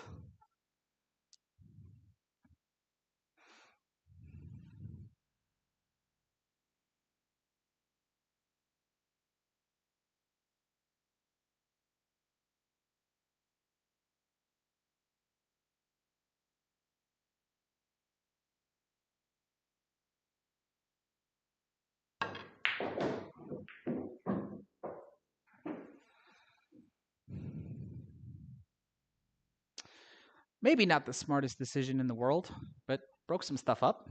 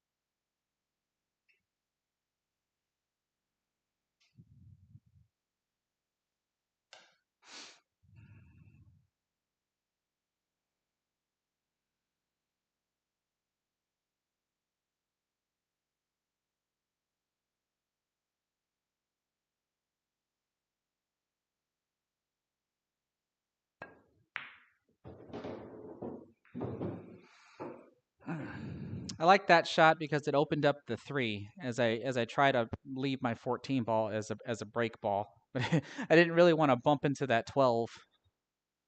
So that was an unintentional bump there.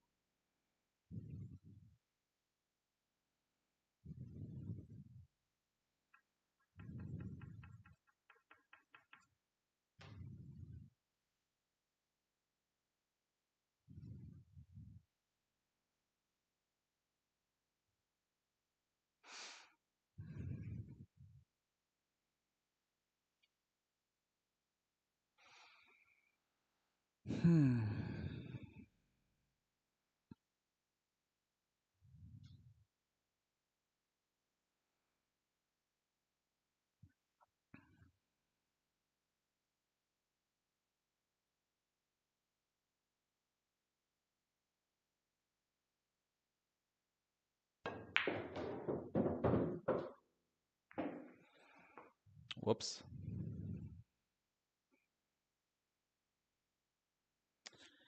Starting to make this harder than it needs to be.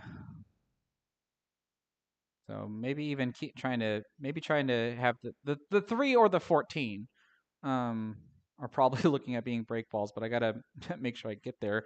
Because, like I said, I'm making this harder than it needs to be now.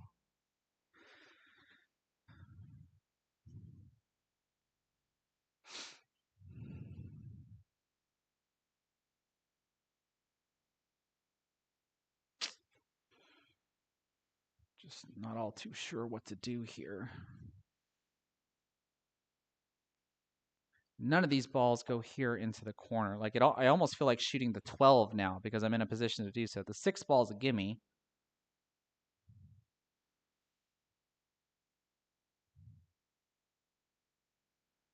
But the 12 ball, that's such a difficult shot.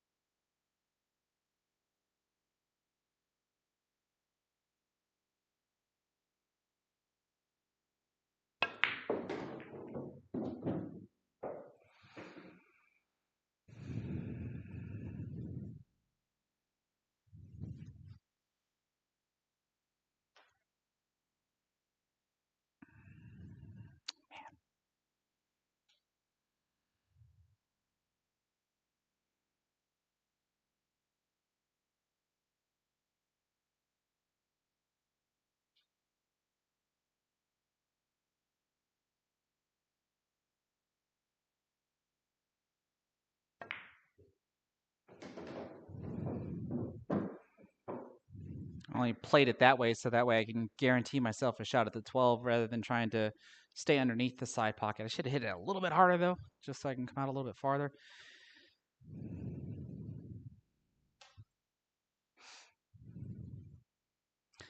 I mean, I'm probably going to knock both of those break balls out of the way.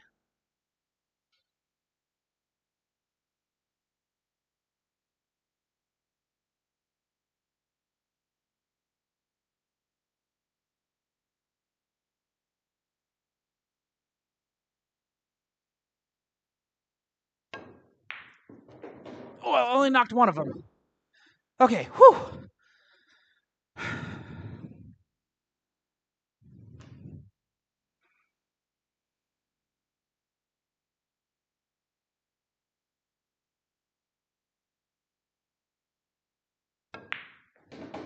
Oh, come on, Chris. Why'd you do that? It's supposed to be right here, so that way I'm straight on the 5.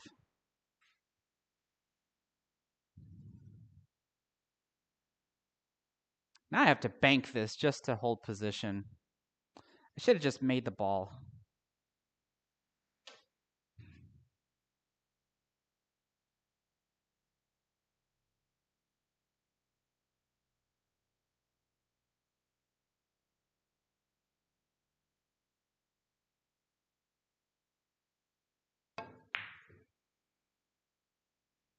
All right. Sheesh. I shouldn't have to do that.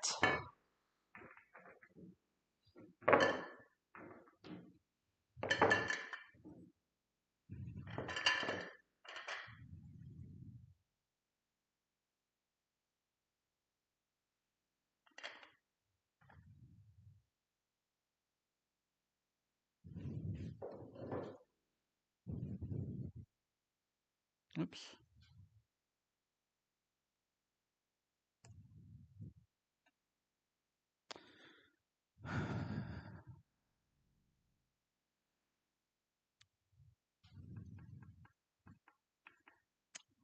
This is the one that I usually get wrong because I can't really tell if I'm parallel or if I'm underneath. But this looks like I'm running into the bottom of the 2. And since I'm running into the bottom of the 2, I can probably try to use topspin on this one.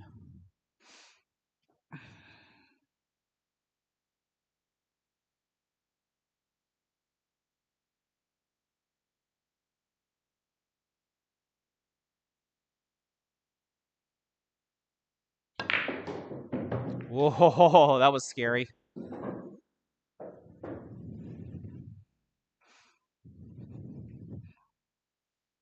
That was a little scary.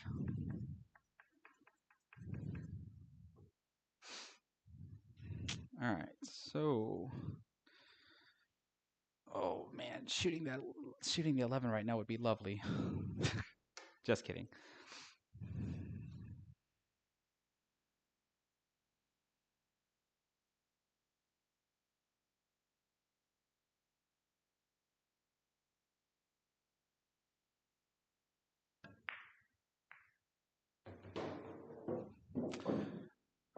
But what I do mean by shooting the 11 is getting it out of the way of the 2.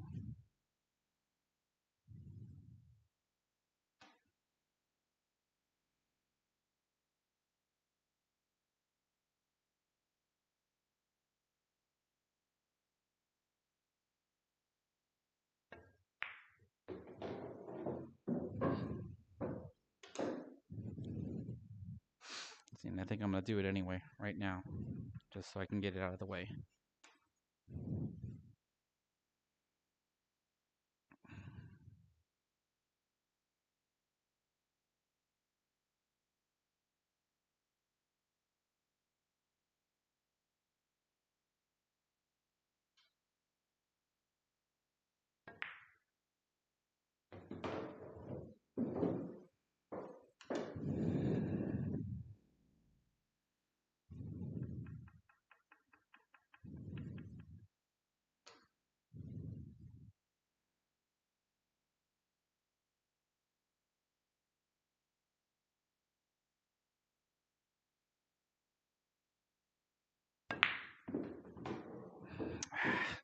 All right.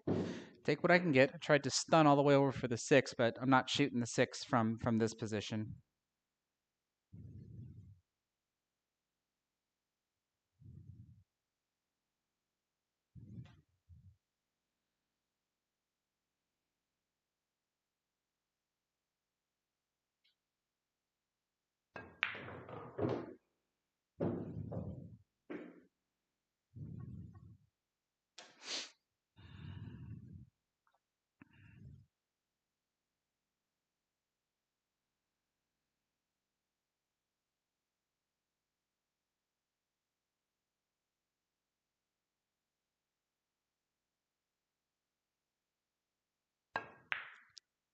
Oh.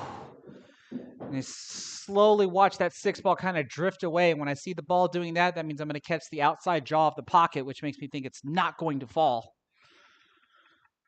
All right, so now, should I worry about the 15? 15's a good ball to 2 rail out, and then almost any one of these, like the 5 ball is the best key ball.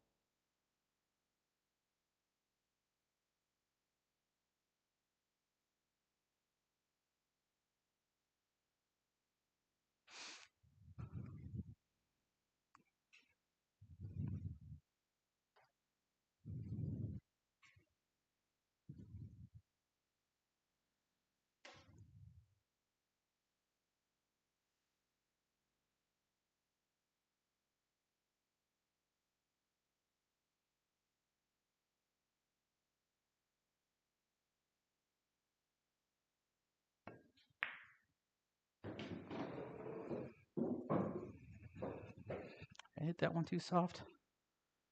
No, we're good. So I wanted this 7 ball.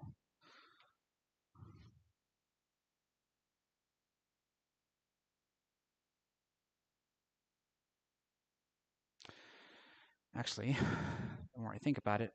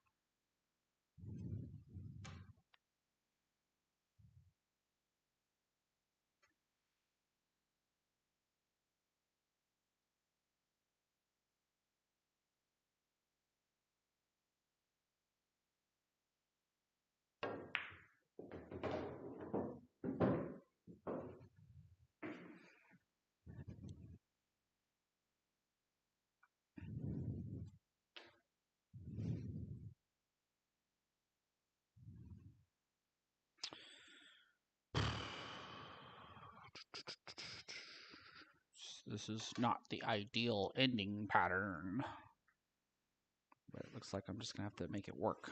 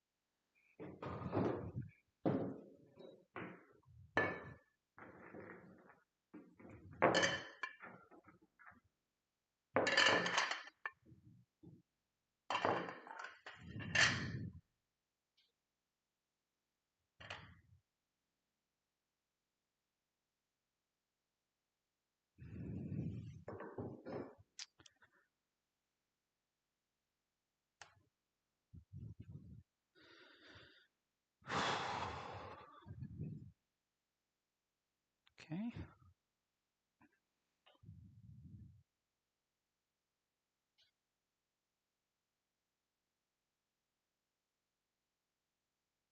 So that looks like I'm hitting the top of the one. So this probably should push me to the short rail.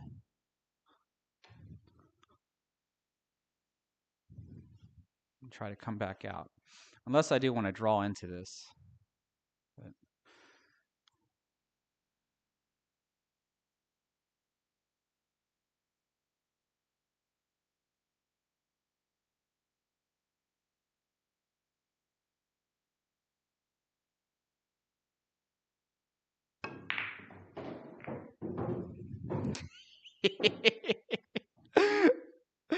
boy, did I hit that one timid. Oh, I couldn't help myself.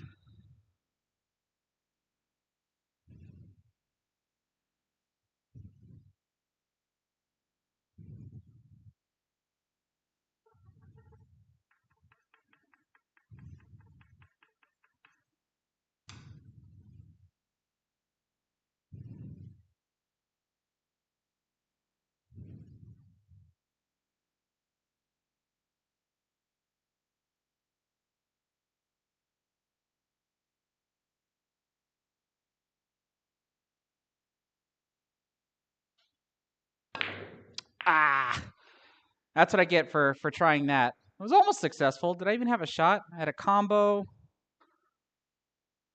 and that was really it. Man, I hit that brake shot so timid.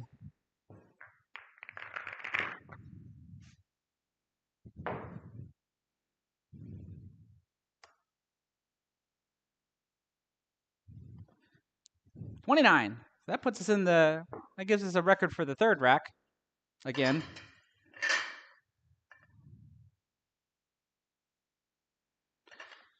All right, consistency. That's all we're trying to think about right now.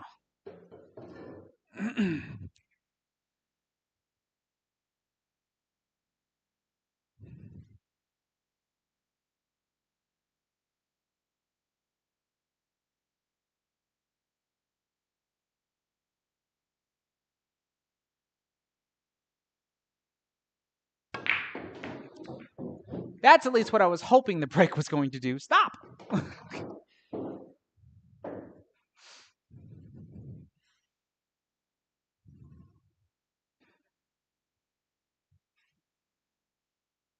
Except I'm left with no real decent shots. This one ball's a tight shot, I think. Don't have the side pocket. Yeah.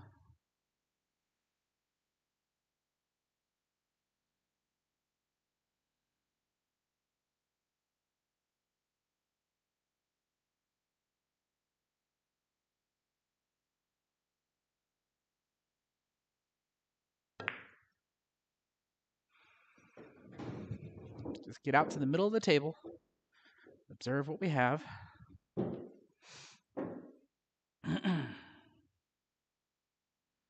Lots of mess to deal with there. The 10, 14, and the 4.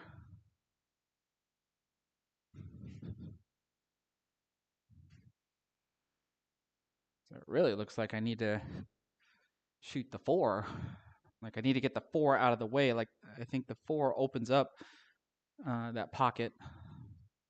Otherwise, I got to start shooting everything over there.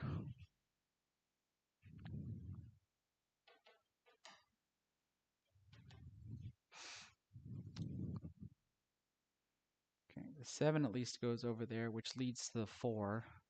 I'm gonna bump into that 14 no matter what. If I shoot when I get to, if I get to the 4. I think this is the right shot.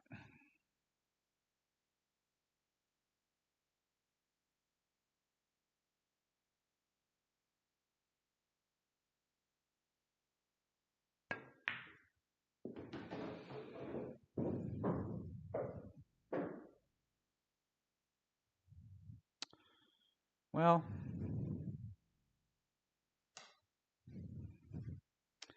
wasn't expecting to get that close to the 3 ball.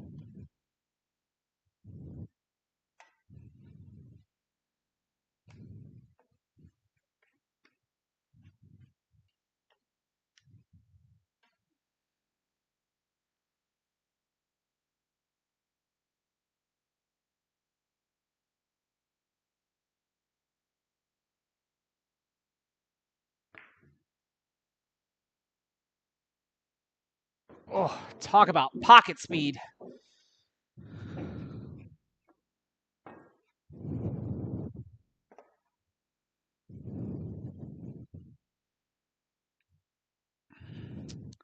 All right, this doesn't give me the angle on the 7 to hold for the 4. What is this turning into?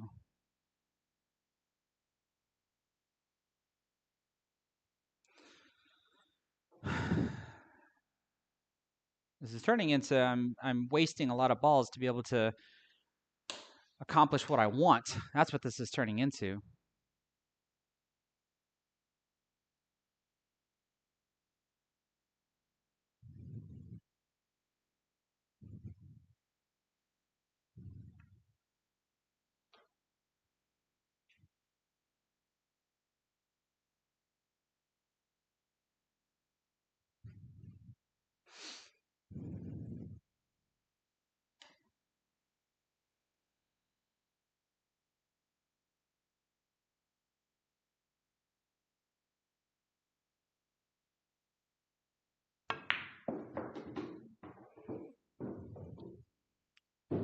Too high because I measured like right around here, so I still don't have it.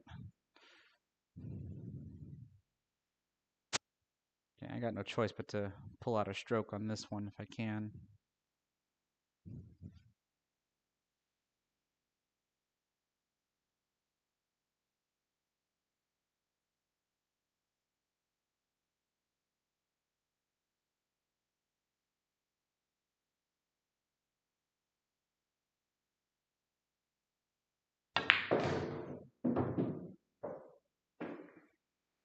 Well, that didn't really get me what I was looking for.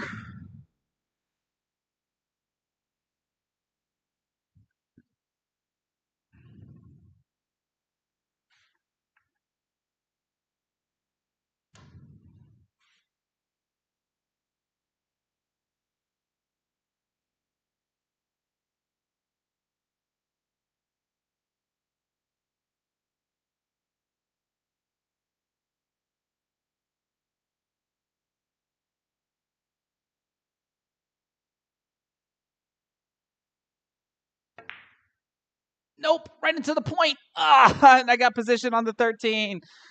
That was a hard rack to navigate.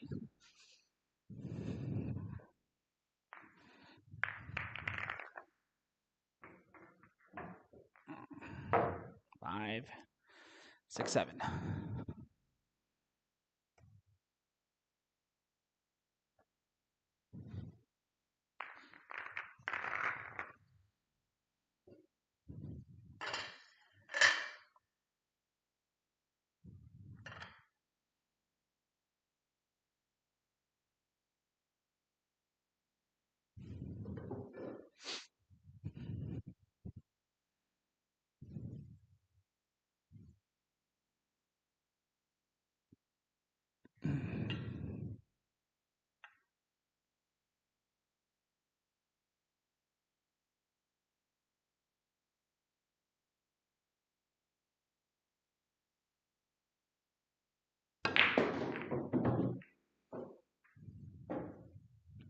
Yeesh. At least come out in the open.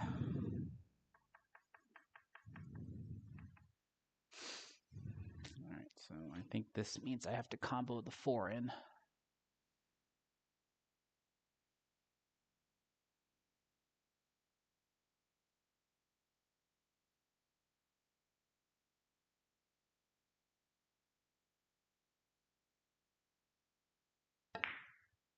Oh, or missed the 4 altogether. Hey, there's a 1 pocket shot as the ball comes off the cue ball. All right, so that ball doesn't count. That's only a 1.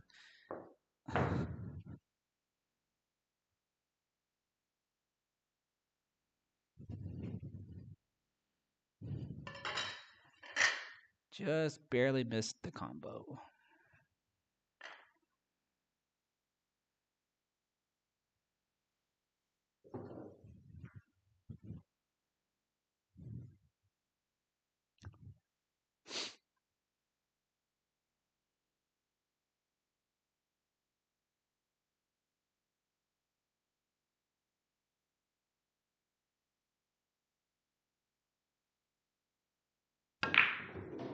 Uh-oh.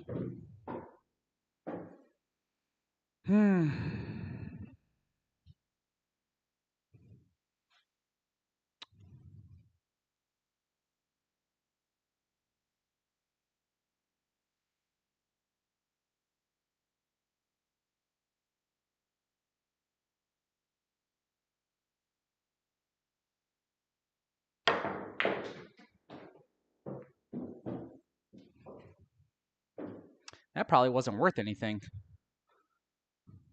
Drew it back way too far.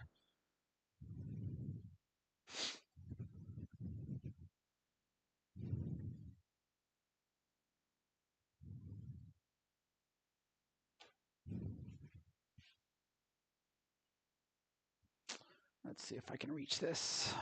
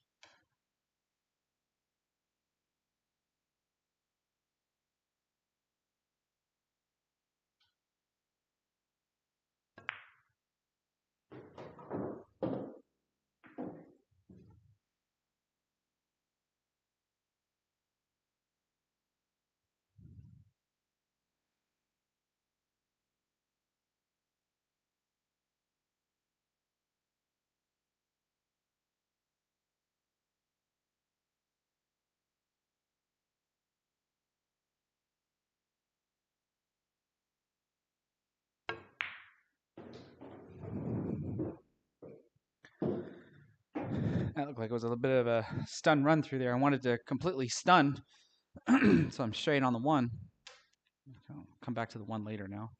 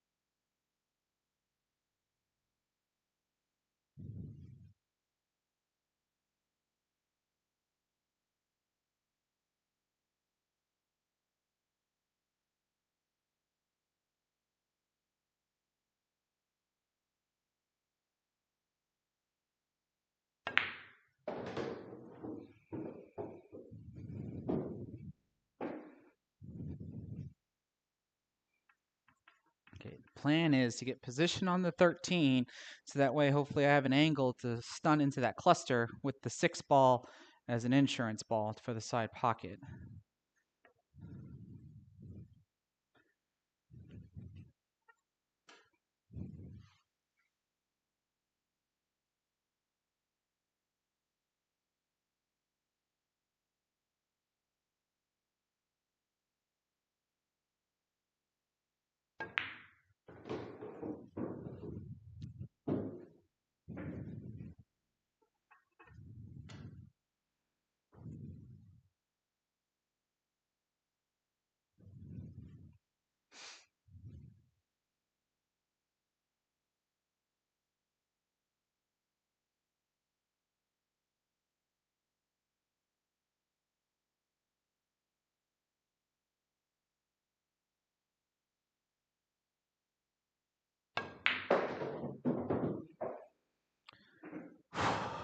All right.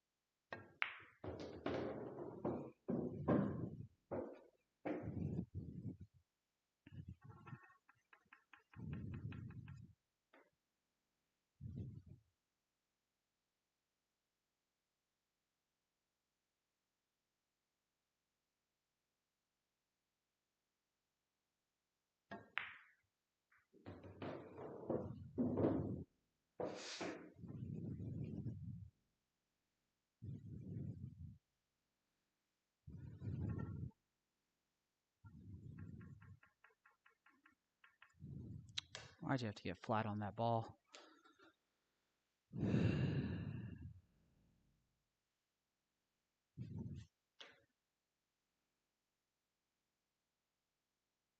Yeah, man, super flat.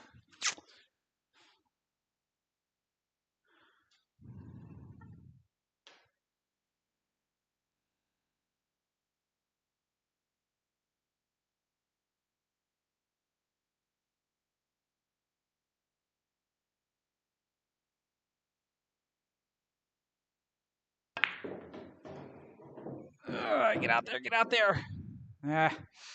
Make it work. Make it work. What are we going to do?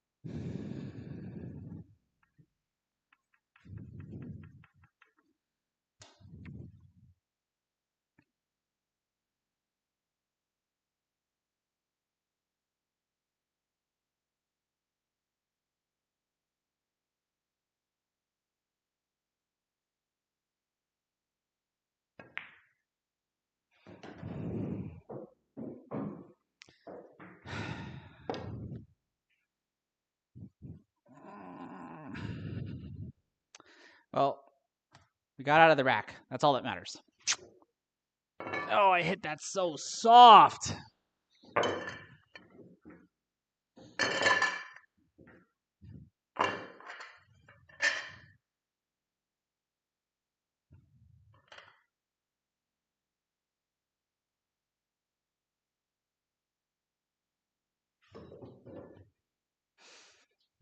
What are we dealing with here?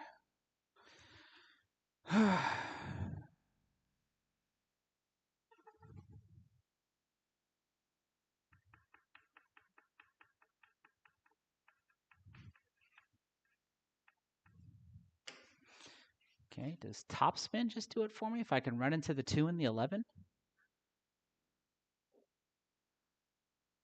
Gonna hit right into here. Or am I gonna miss the rack entirely?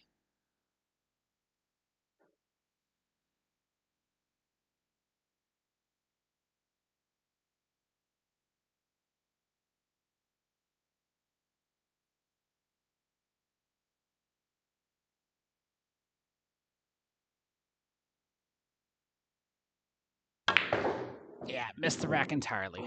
Okay.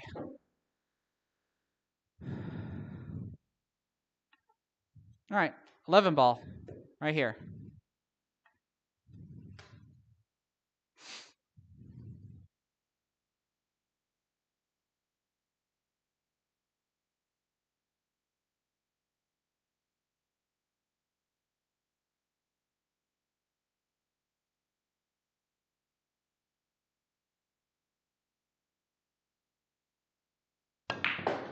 Jeez.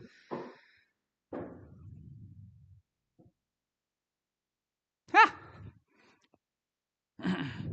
I've gotten to a point now to where I can almost make that ball. I just hit that one really, really badly. So that's a 15. And let me show you all what I mean by that before I go on to the next attempt. Because I have been practicing it.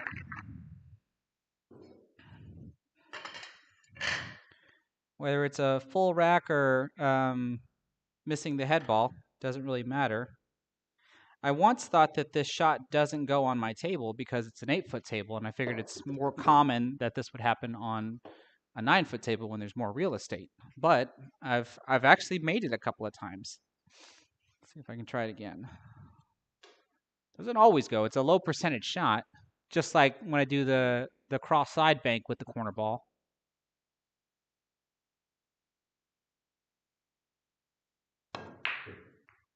See, like that time the cue ball intercepted it, but it looked like it was right on target. And I used to think that the cue ball. I tried using different spins on the cue ball, only to find out that I really don't need any spins. I think that the natural cut and do spin that's going to get put on that corner ball, and then the friction that it gets off of the ball that it's next to helps it go in, or helps it work its way over here.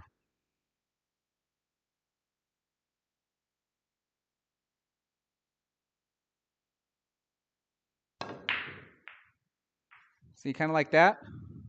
Like, and if I choose the right speed, let me try one more time. If I choose the right speed, it gets closer and closer. But then the right speed also has to mean that the cue ball gets out of the way, as y'all saw that the cue ball already stopped at once.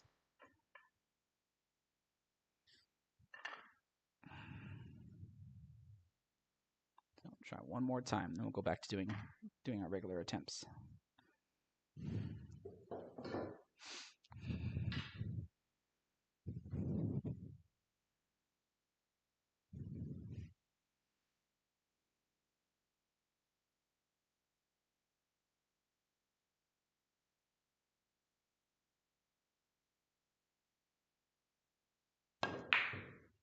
No, not that time. But hopefully I'll get the idea. I have made it a couple of times before. So it's another shot that I try coming out of an untouched rack. Just like when I try to bank the corner balls, either one cross side when I'm behind the rack.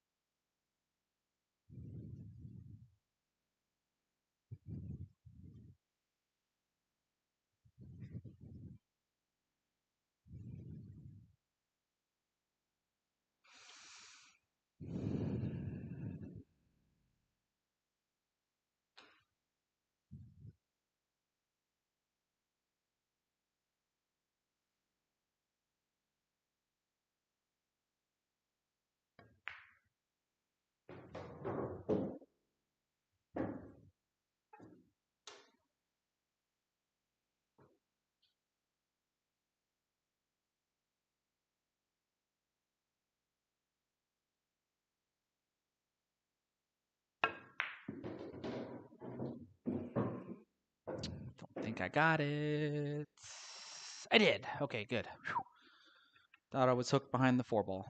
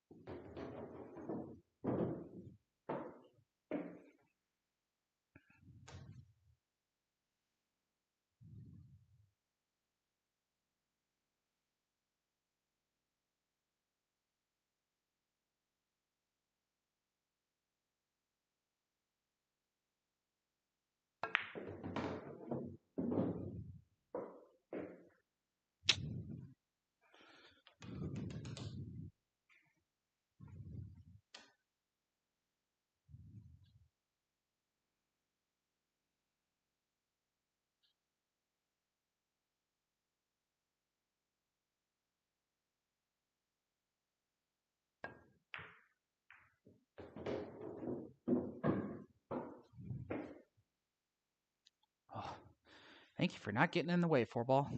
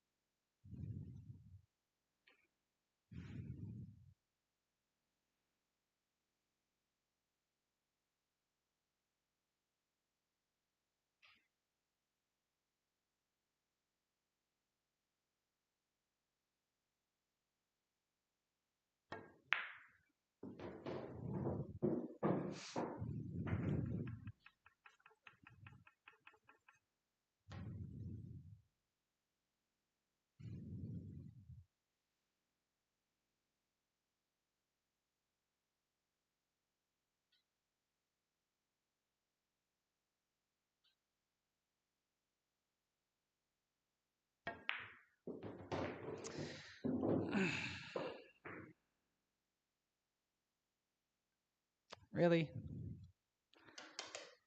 I clearly thought I was going around that ball.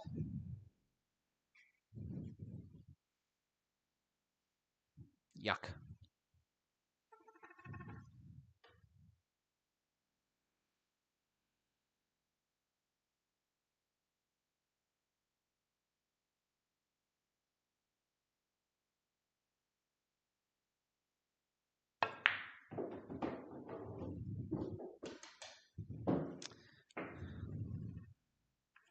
All right, so from this position here, I'm not going to jack up on the cue ball, but what I'm going to try to do is hit this soft enough to make the 4 and keep the cue ball in the rack.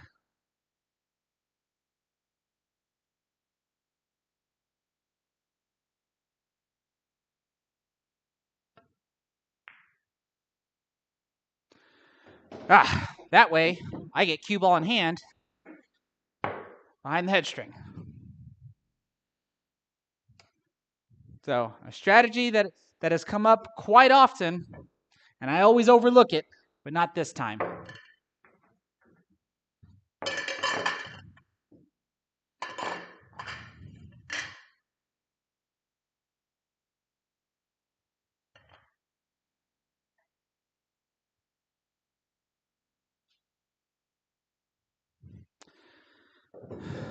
All right, so the question is, how do I want to shoot this? I mean, I don't know if I really want to do the back cut approach from way down here, though I could. I feel like drawing into the pack is probably a shot that I would be more accurate with. So if this is the parallel line, I want to be fairly close to the parallel line, so I'm not doing like a really like flat hit.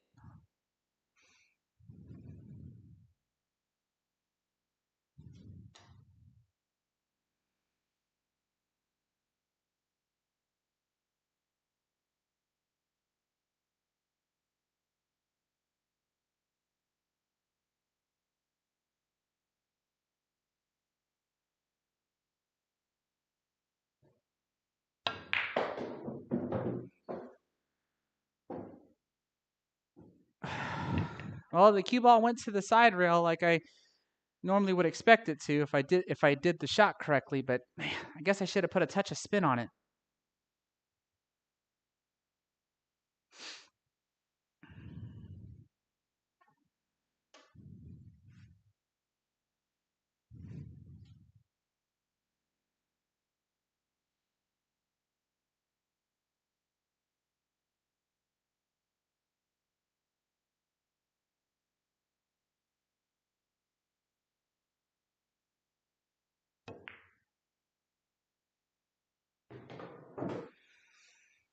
Whew.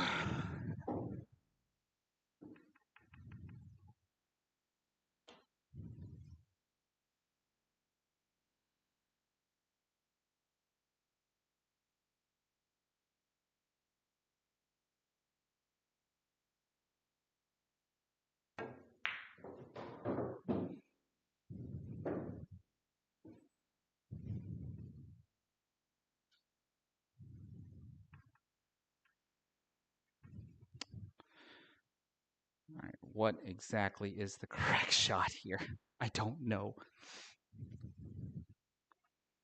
Maybe it's the 2 ball, and hopefully the 1 is my insurance ball. As I try to break up the cluster.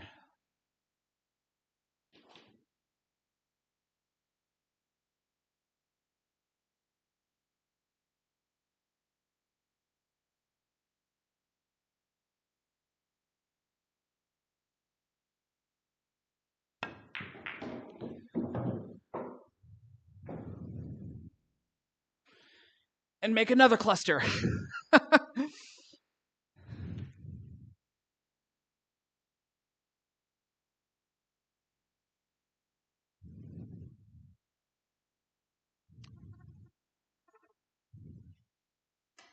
Kind of staring at this 6 ball because how it runs into the cluster again and opens it up, hopefully leaving the 1 as an insurance ball. If I look and see the approach that I have means that my cue ball comes here and then I try to force it back up. Of course, I could get hooked.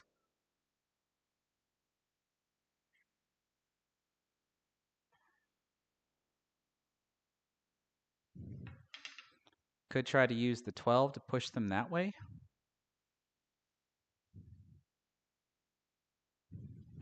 Which means I'll shoot the 7 to do that.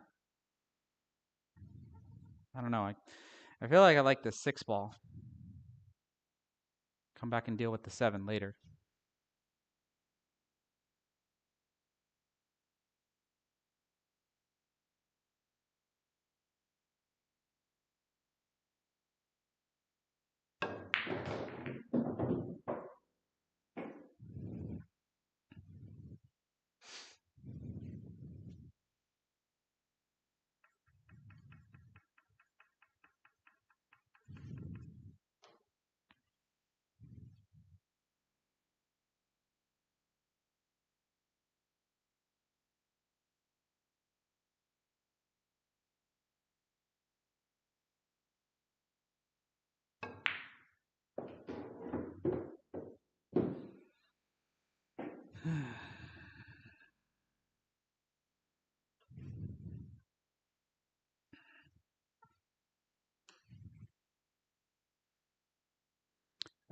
Let's see here.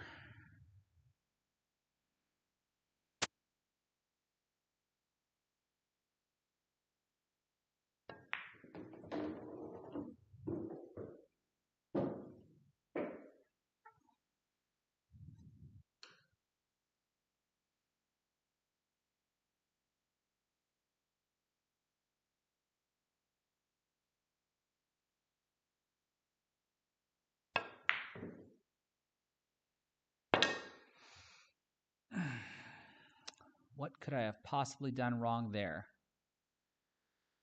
Oh. Shape on the 4 like I wanted. Okay. 5, 6, plus 14, 20. Okay, so I think I got 108. I'm currently sitting at 181.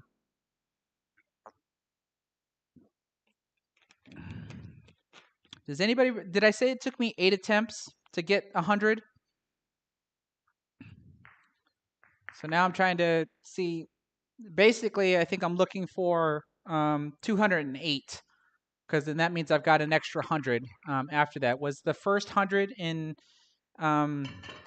8 attempts, I think it was?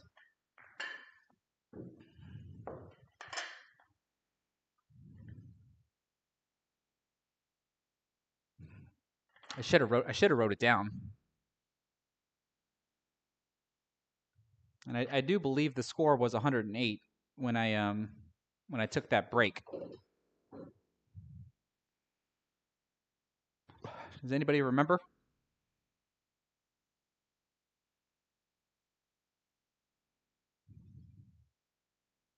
Yeah, you think it was 8 attempts, and like I said, I think the total score was 108 when I did that. So once I get to 208, that'll be another 100 because that's when my run ended. What are you doing? Yeah, you want to say hi to everybody? This will be early, huh? This is the star of the show. This is Zelda. A big chunk of a cat here. He's not very playful like he used to be. He used to have a couple of his toys out here that he would play with and just run all over the place. Now all he's gonna do is there's a couple of chairs over there. He's just gonna go fall asleep in them. And as you can see, he can give 2 craps. Say hi to everybody. Go on.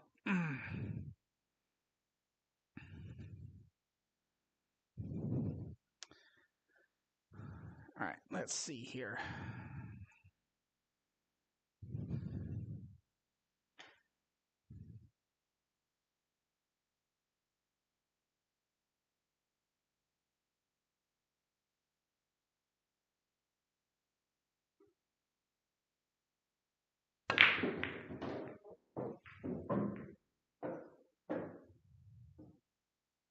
Interesting.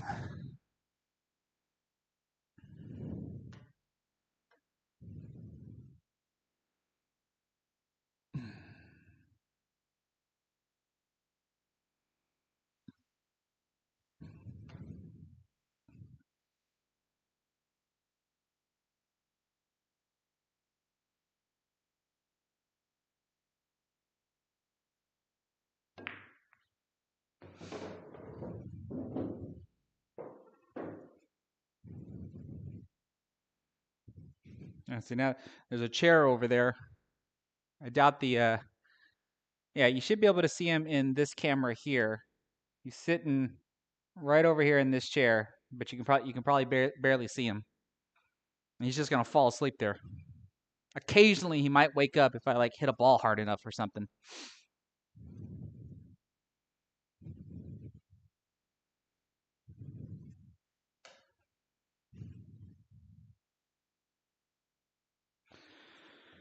Oh, don't shoot a shot uncomfortably. Just find something else.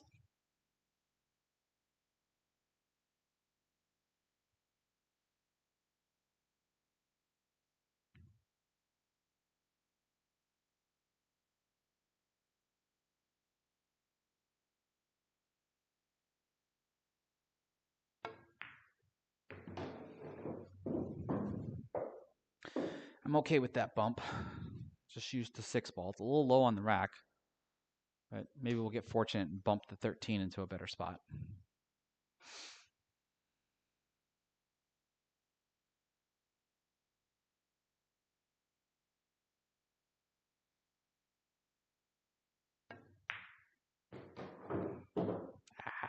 Stay underneath the 15. That way I can break those 2 apart. I mean, I think I still can.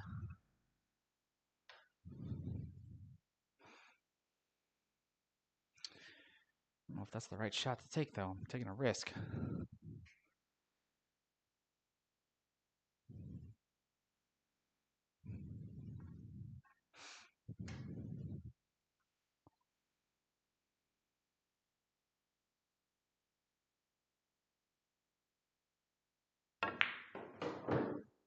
All right, this is easier to do.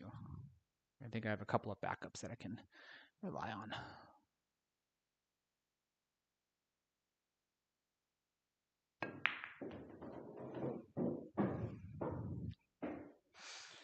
Okay, let's get up table now and start dealing with those.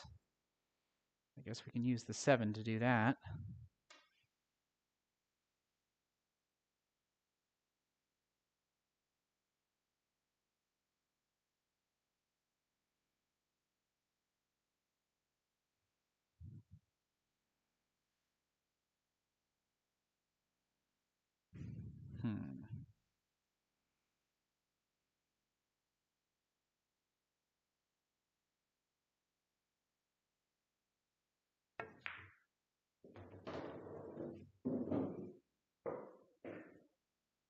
Ooh, that was a close one.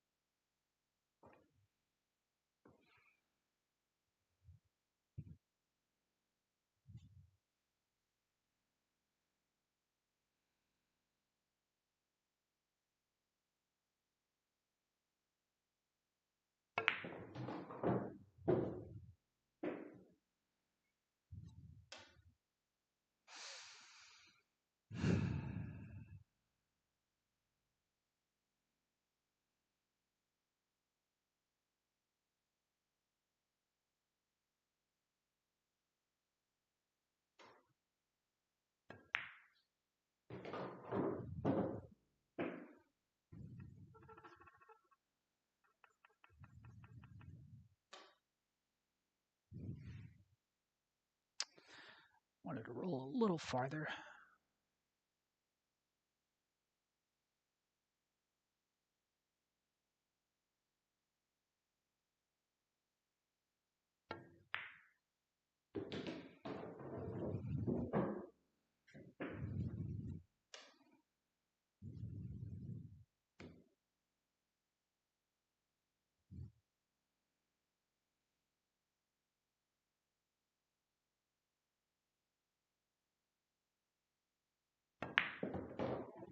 Ah!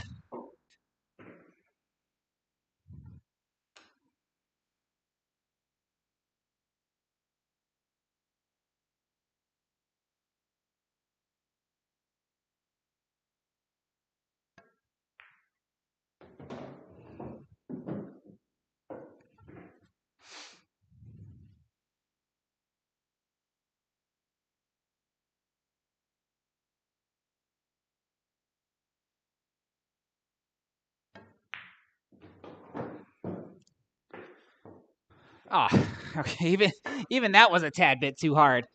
Okay. Whew. But we made it work. That's what matters. We made it work.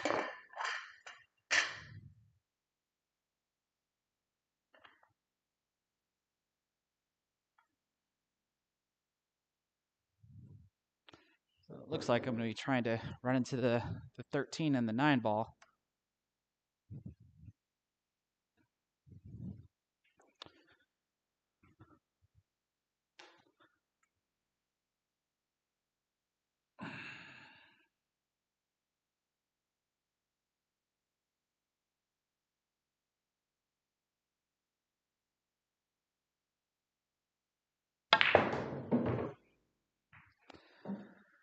Oh, that was painful. Oh.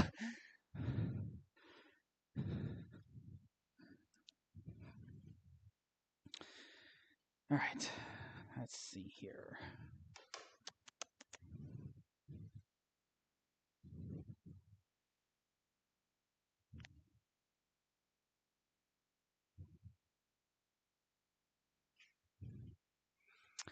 All right, the 10-5 is easier than the 5-10, so I might have to consider that.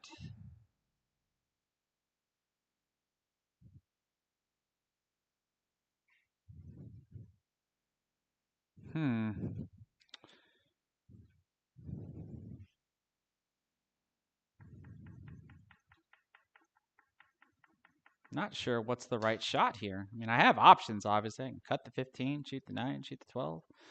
How am I going to open that back up? The 14 ball goes. Like, the 14 ball is a good candidate to bust that back open. That means I have to move the 12.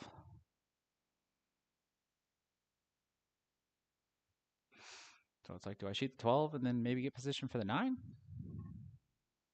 Or try to draw back for the 15? One or the other?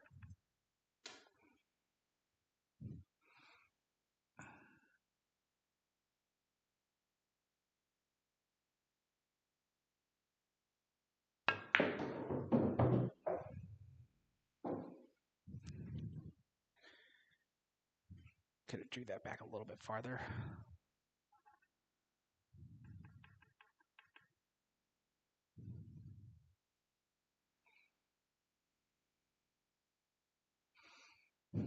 Let's look around first.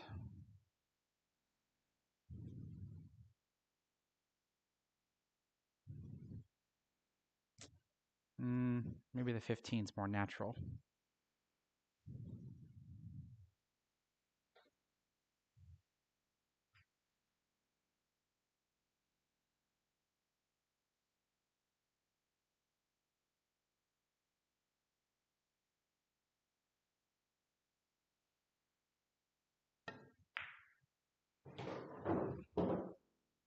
See, that's what I meant by more natural. Clearly, I could have hit that just a little bit harder.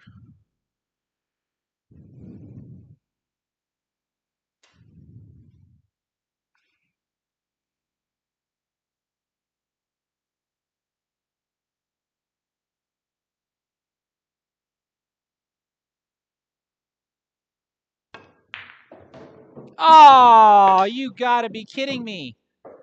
I guess I should have drew into that. All right, so that ball doesn't count. So bring that one back up. So that's +3. 17.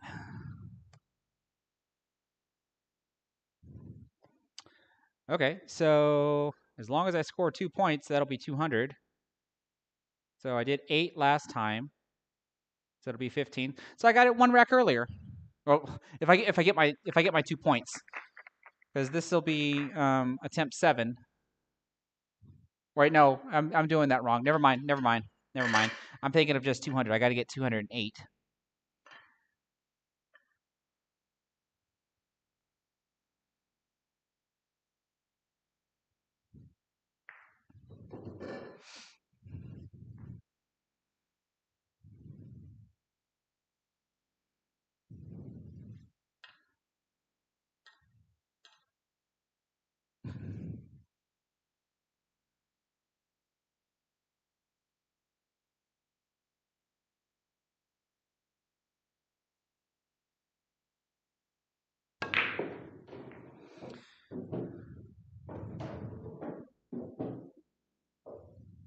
Oh, I was kind of hoping that I think it was the 9 ball, that the 9 ball would have stayed up. Give me a gimme shot.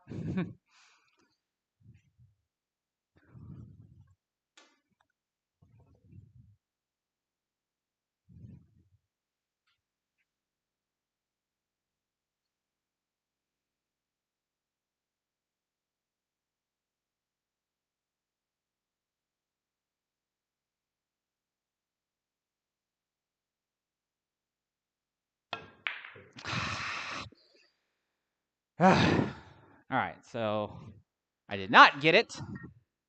Not with that break. So +2. So I'm currently on 15 attempts. I got to score 8 if I want to tie.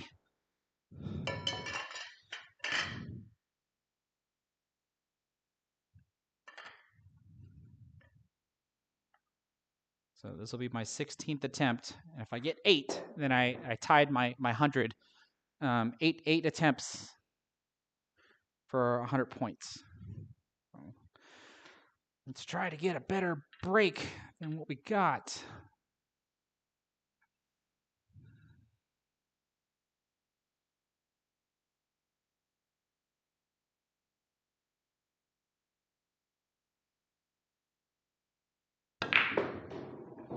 Not again. Stop 3. Okay.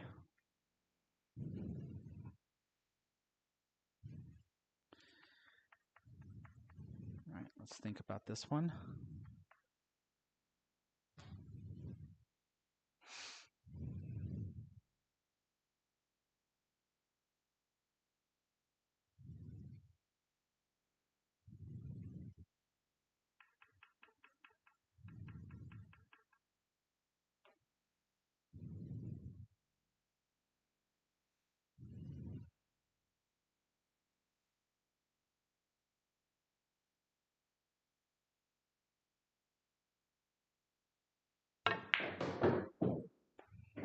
Jeez, Chris. The heck was that all about? Draw back just a little bit. Not a lot.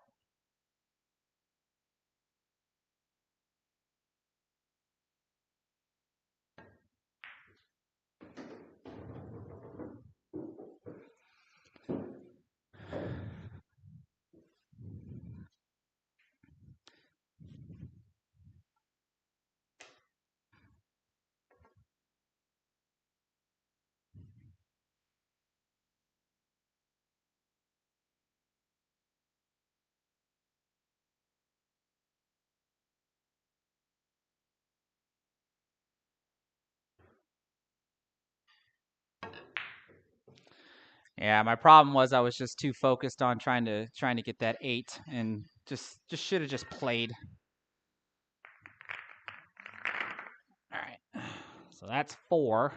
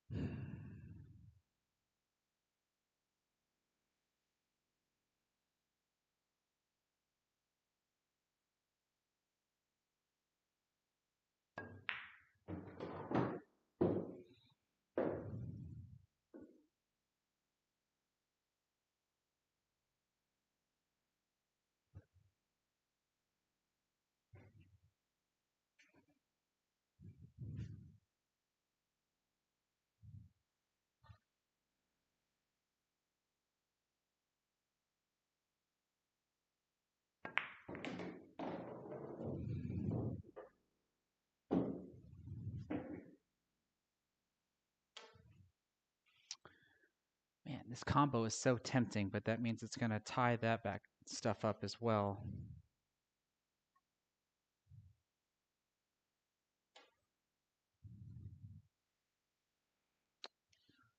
Well, if I get flat on it, then I don't have to worry about anything. I don't think I want to break it up. I don't think that's the right play.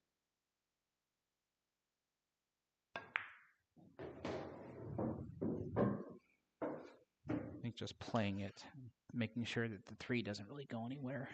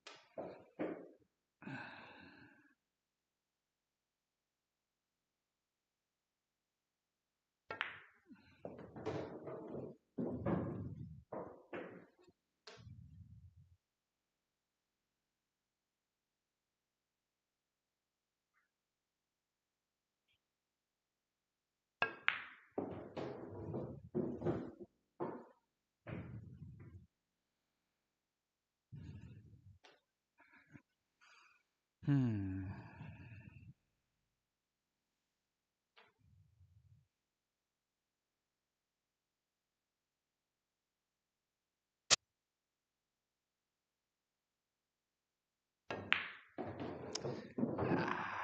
All right, all right, all right. Okay, we're not going to shoot this one left-handed.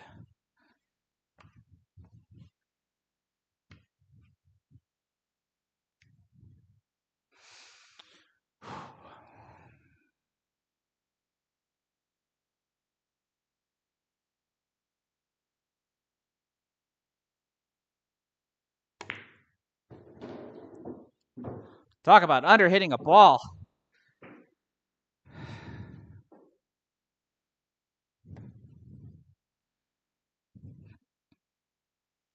So the question becomes, do I shoot the 6 and slide over to the rail and use the 11, or do I try to just use the 11 to get back on the 6?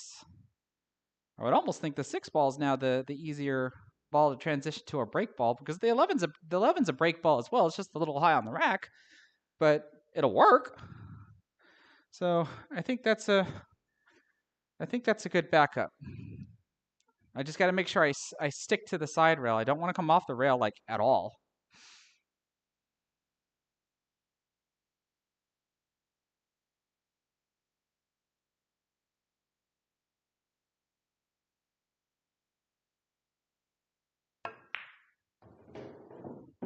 Kind of like that.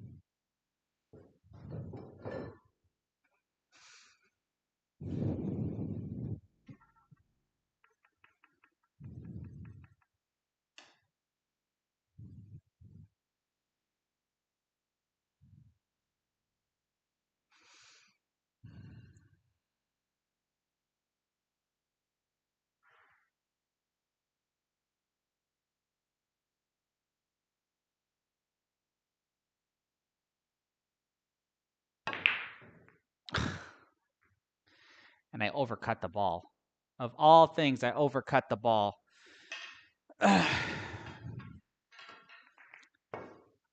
Oh well. I think that at least hits our 200 mark finally.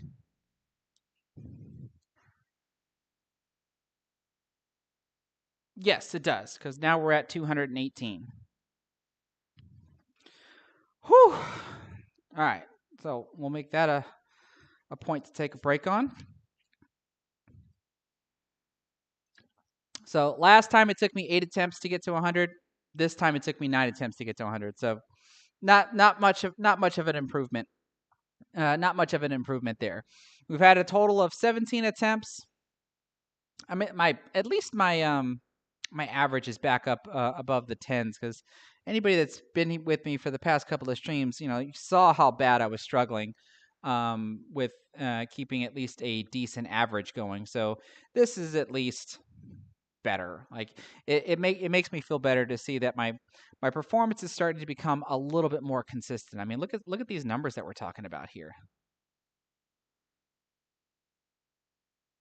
4 times I got to the second rack, 2 times I got to the third rack, and then of course my 43, which was early on. Actually, that it relieves me to see that I'm getting higher into the racks early on, and then and then things just kind of taper off after that for a little bit. 10 times I couldn't get out of the first rack there. So it is what it is. So like it feels like it's, I had some pretty good progressions there. Like when, I was already in the 40s, and of course I've got the 48 with the shortstop on pool coaching me in the background. And then after that, it's been kind of like falling down, and now it seems like I'm slowly but surely starting to climb back up. Hey, Rod Connor, I really do appreciate that, man. Like I said, it's a hard pill to swallow, knowing that the past few times that I've been playing, I just haven't been performing well. And I'm trying to follow a bunch of advice, remembering how to try to dissect the rack that I learned from Shortstop on Pool, and then my buddy Demetrius and Josh, who commentated my last attempts before that. And Demetrius was always trying to tell me about how not to focus on the results, because the results are always going to be good and bad. And a lot of times, especially when you're struggling, the results are going to be bad. So therefore, you're not going to be really focusing on positive things, but really you should be focusing more on the process more than anything else. And so this process of me struggling and then starting to finally climb, that's basically what I should be focusing on, and trying to maintain a more positive attitude about the whole thing. And then of course to the point where I hopefully finally overcome the hurdle and stuff. So we'll see. We will see. This is a tough game. It's a little bit easier for me to break and run 9-ball racks and break and run 10-ball racks and sometimes even break and run 8-ball racks. But man, these straight pull racks, they're a killer.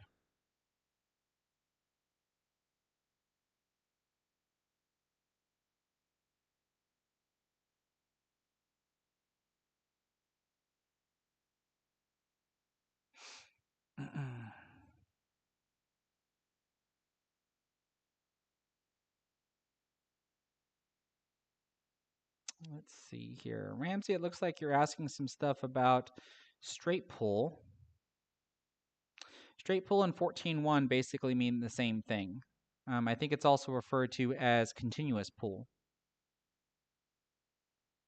But when you're talking about how sometimes when I do a break shot and the balls end up table, that's a risk that I have to take, because if I want to break softer, which is basically like old school straight pull, because then I'm gonna try to get like a ball or two out of the rack, but then I have to try to quickly use those balls that I get out of the rack to try to open the rack up again. So I mean that's certainly a possibility. The more modern straight pull techniques now is to hit the rack a little bit harder, so that way you can just open stuff up. Yes, that means that there's possibly going to be balls up table, but you just have to be able to deal with them, because a more opened rack is a lot easier to deal with than a clustered up rack, and you have to continuously try to piece apart the rack. So I do tend to hit the rack a little bit harder.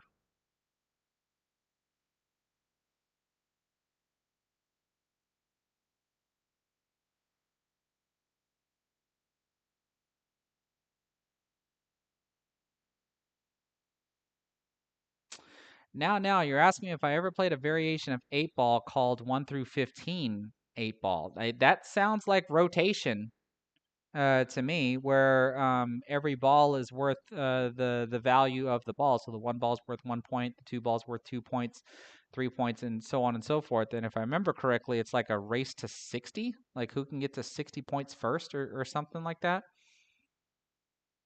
If that's what you're talking about. But you do have to shoot. I think you do have to shoot the balls in numerical order for something like that. I can't remember exactly what the rules are.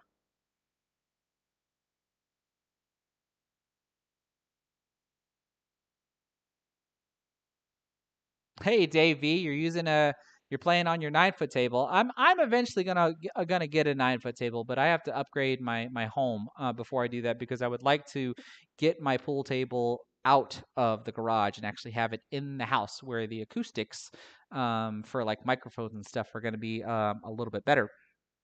And my the house that I'm currently in will be is a the like, unless I want to turn my living room into a pool room, which I'm not going to do.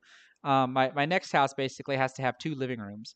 One living room to sit down and watch movies in, and another living room that I basically turn into my game room. But then I'll eventually would want to upgrade to a 9-foot table. But you have 4 and an eighth inch corner pockets. What are your side pockets? I would assume. Let's see. You went from 4 and a quarter. You went further down to 4 and an eighth. Does that mean your side pockets are like 4 and a half? or something, because playing straight pull on that's got to be tough. I eventually want to get my pockets shimmed from 4.5 corners and 5-inch side pockets to 4.25 corner pockets and 4 3/4 side pockets, and then still be able to play straight pull on that. So here I am struggling on these size pockets. So I can only imagine how much more I'm going to struggle when I get my pockets shimmed. Edward Anderson, I was off by one, so 61 is the magic number in rotation.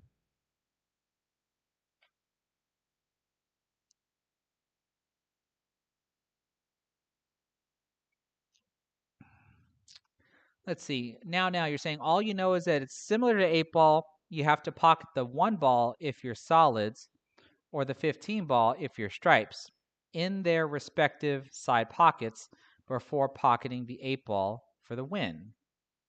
What about the other balls? Do those go anywhere?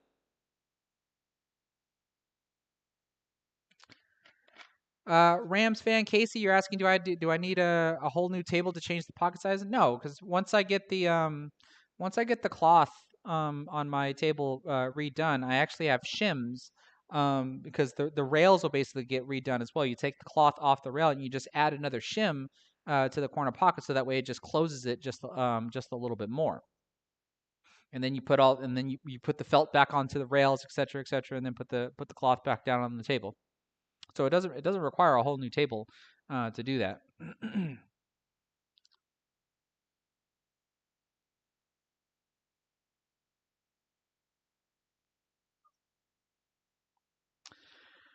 Whew. All right, so I'm gonna go ahead and do my last set of attempts, and I think I kind of like the way this works out. I think this works out a little bit better to where I do the number of attempts until my total equals 100.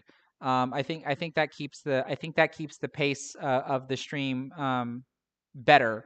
And then it gives me a goal to basically strive for. So I had 8 on the first attempt, 9 on this attempt. So one more rack than actual or than before. I'm currently sitting at a total of 218. So that means I need 318 before basically I call it a night. You're saying the rest of the balls can be pocketed in any pocket, just like 8 ball. You have to run the solids or stripes first. But then you're saying the 1 must go into a respective side pocket, and the 15 must go into a respective side pocket before you shoot the 8 ball. And where does the 8 ball go? Does the 8 ball also go anywhere as well? That's an um, interesting game.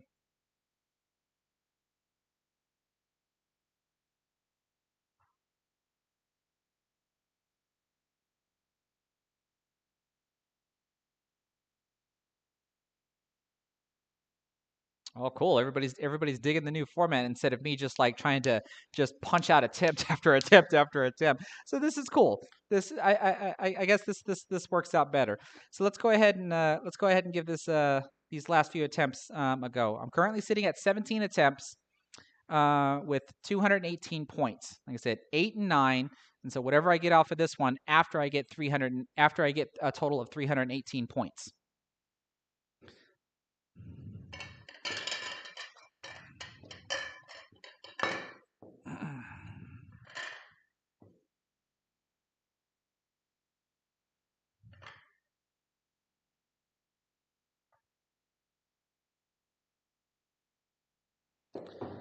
All right, folks, here we go. Let's see what we can do.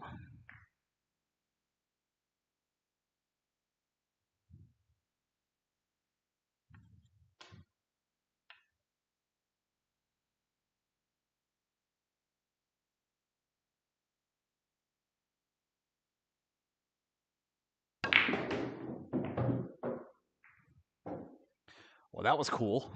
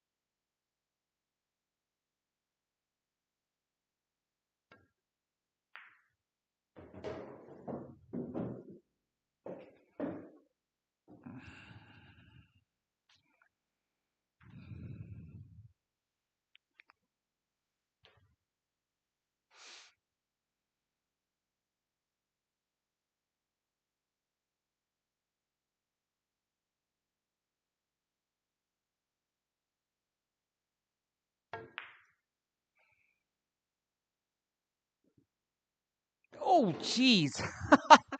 It's like I said, you see the way the ball kind of just gently rolls away when it catches the outside jaw of the pocket. You're just not sure if it's going to go in or not. That's rough.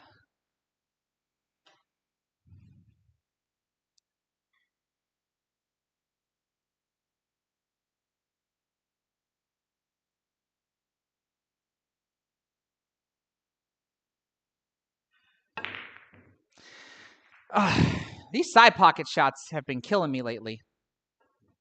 I set up for that one on purpose, and I either overdo them or underdo them. And that one I overdid, overcut it. That's a slow start. 3.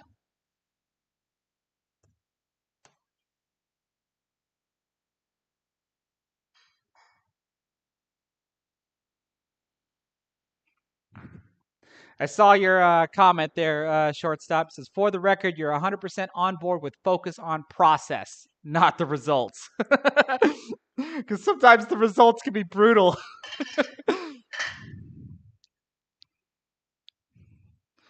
But it's definitely hard to ignore the results, right? That's to me that's the hard part. Ignoring the results is extremely hard. It's definitely easier said than done, for sure.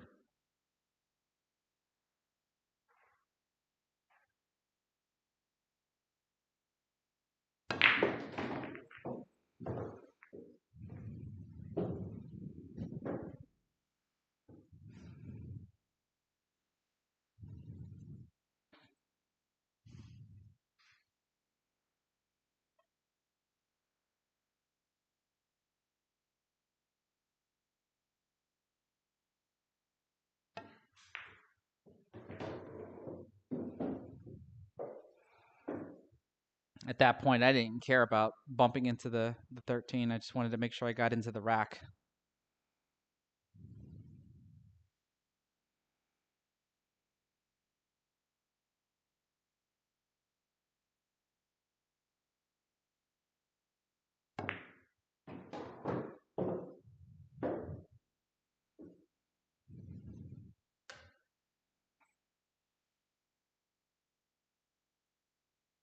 All right, that 7-ball combo looks really good, and it's going to open up the 6 and the 11.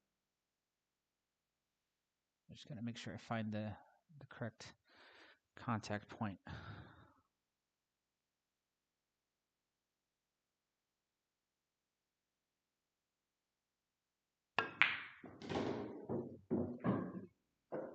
Okay. So now that's an issue. I don't really have a break ball. It might be the 7-ball. 7-ball might be the break ball.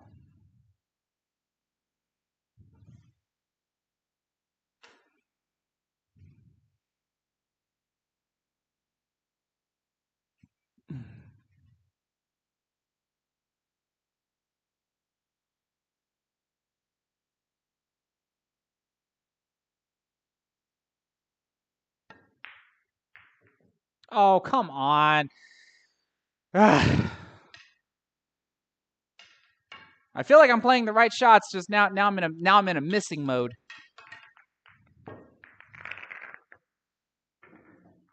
4 again. Because that shot there solved or put the rack in a solved state, and all I have to do is just execute cue ball transitions.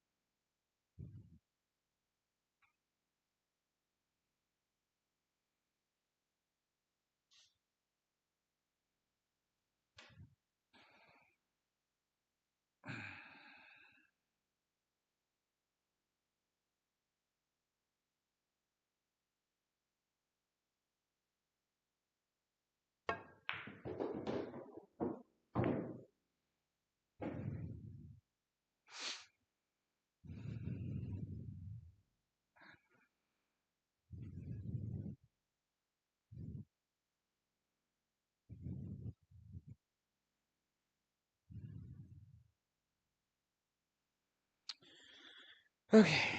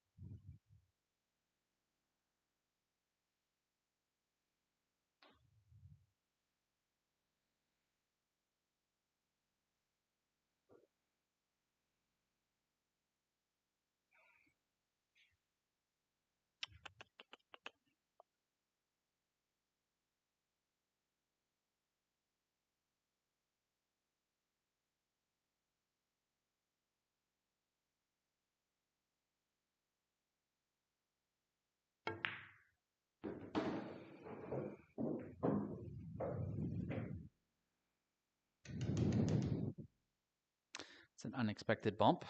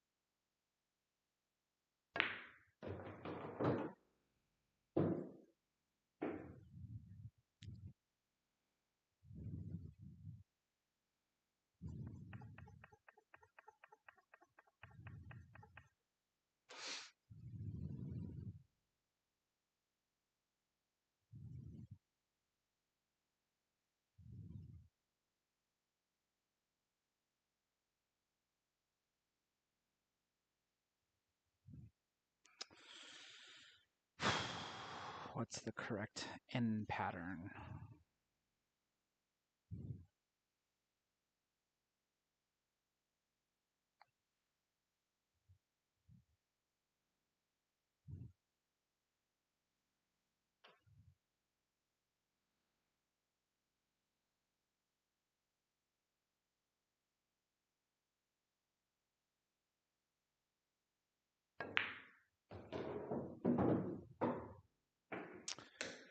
Well, that changes everything. It's trying to come back out for the 9-ball.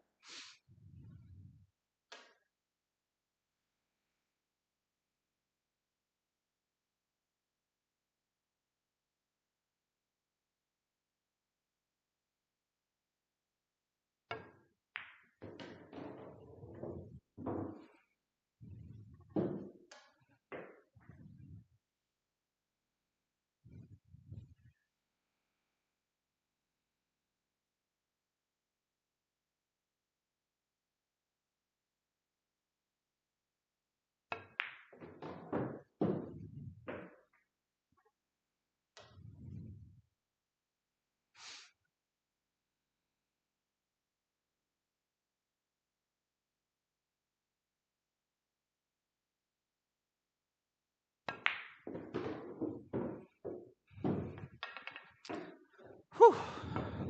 All right.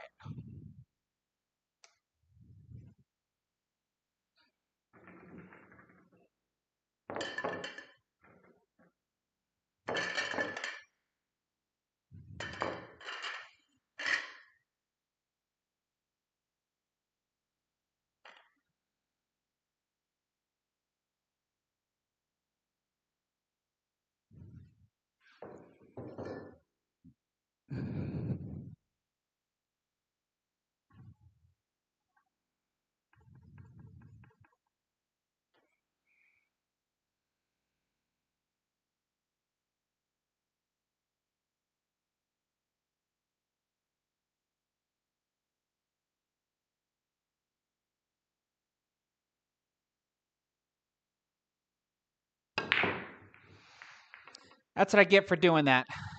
I wanted to hit that one just a little bit harder for this result. I ended up missing the shot. Ah!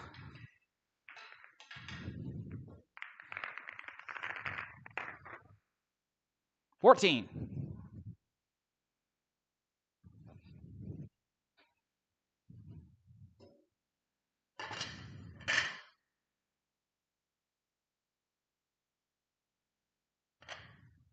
Oh, I should have just stroked the ball, not worry about the rest.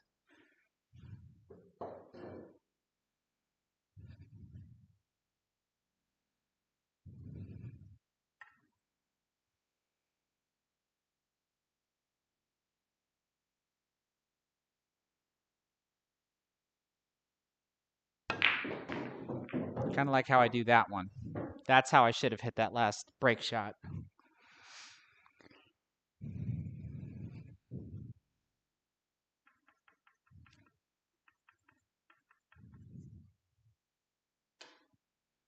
Ooh, tough opener.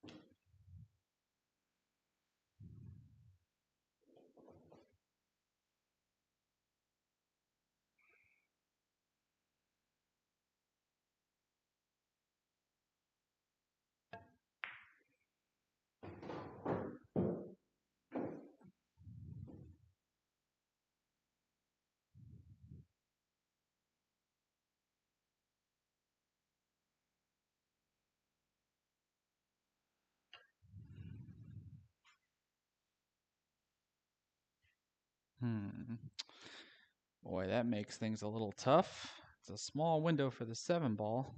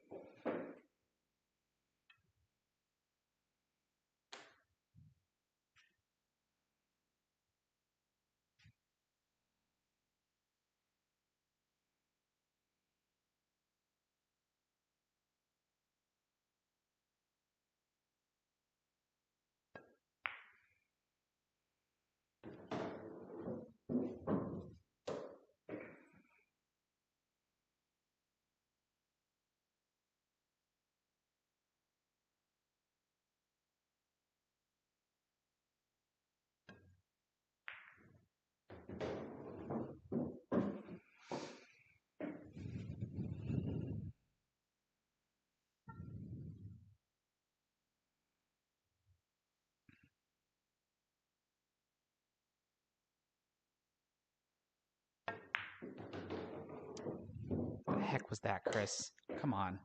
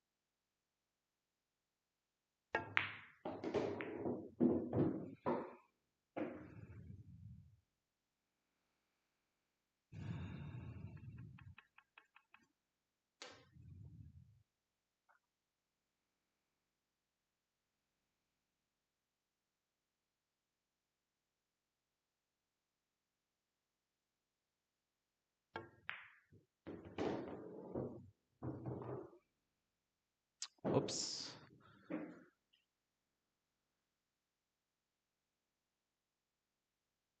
It's actually trying to get position on this ball here.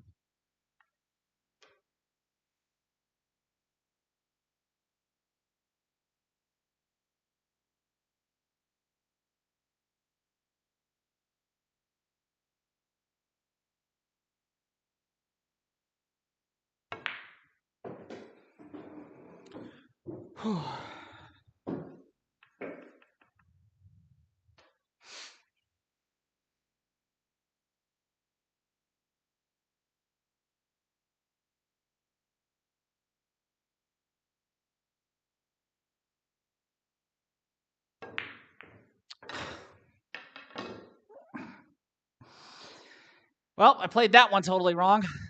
Ah! I didn't think I was gonna bump into the 3 ball. The idea was to go over to the side rail and come back out. Because I didn't want to try to draw or even stun over there. I think that just would have been harder to control. But it doesn't matter when you end up missing the shot.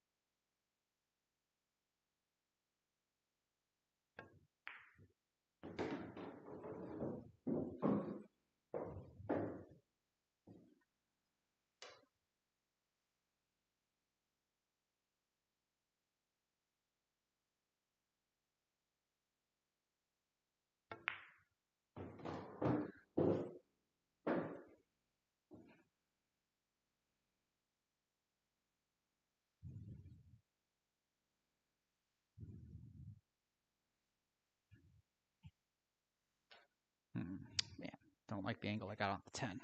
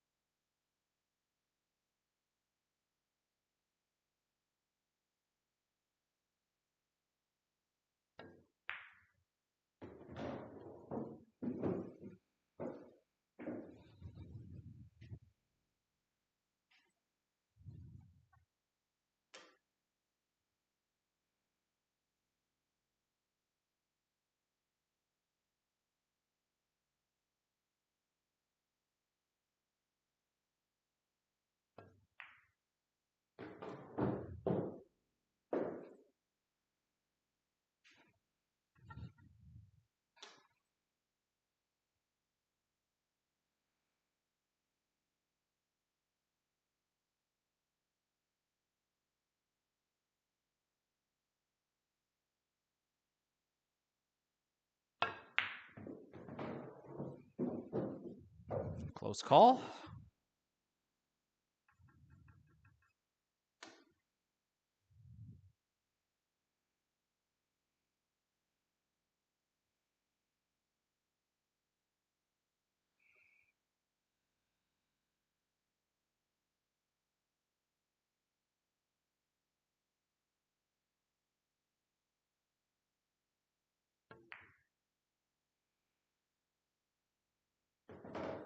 Man. I'm just trying to be real careful not to bump into that guy as I come over here. But I didn't really get the leave that I wanted. So this is a backup shot.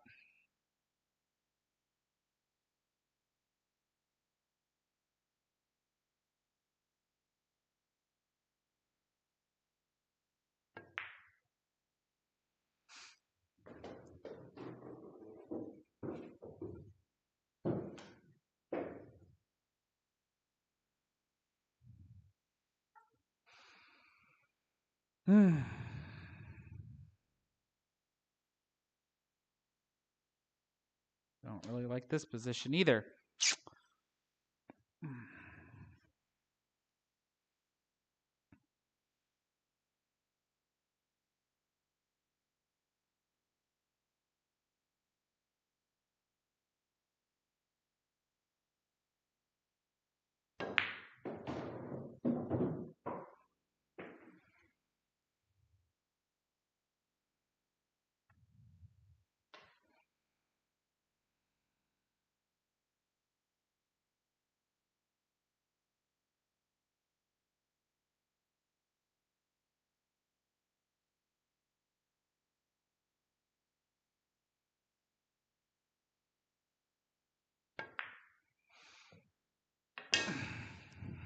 Doggone it.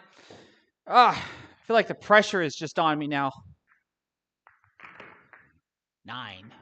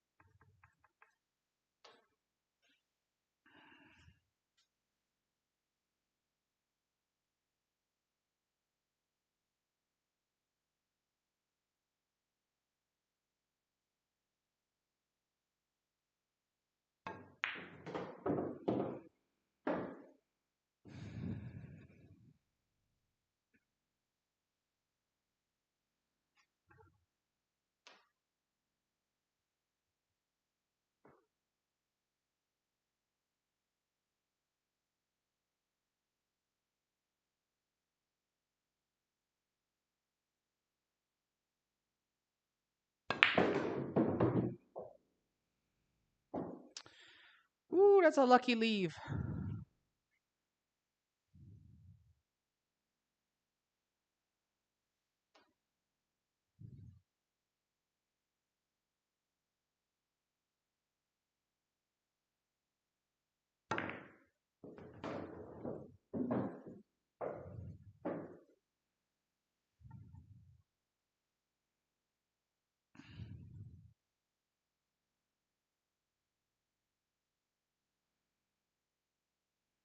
Hmm.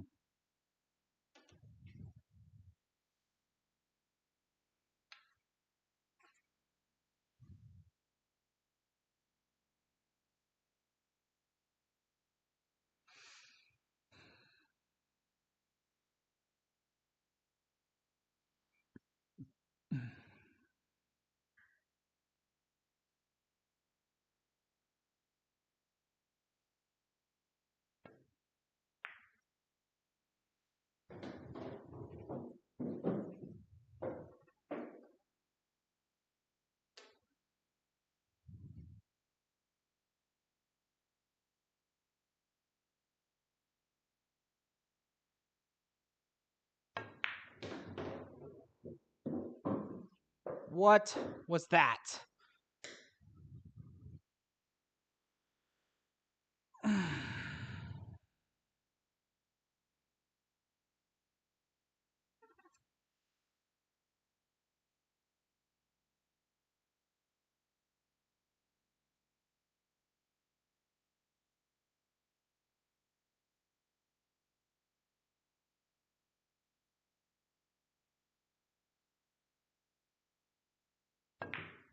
Overcut and scratched. Didn't matter. What was that? That was supposed to be shape on the 3 ball. I end up getting hooked behind the 9. 6.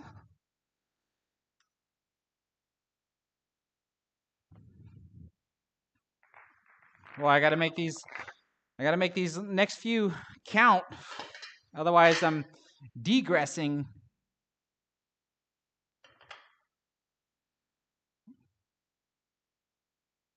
And not progressing.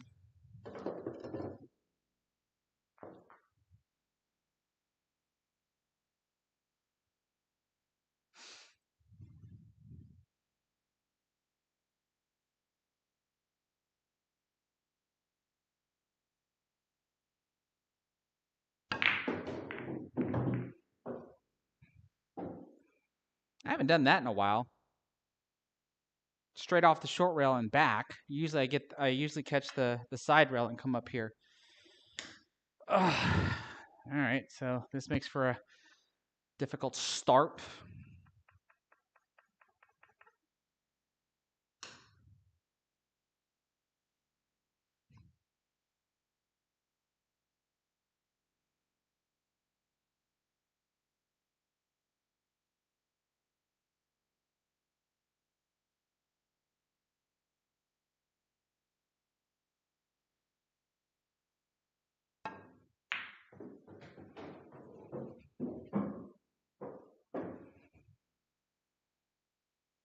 And I'm hooked. Oh, that's just my luck. I get hooked.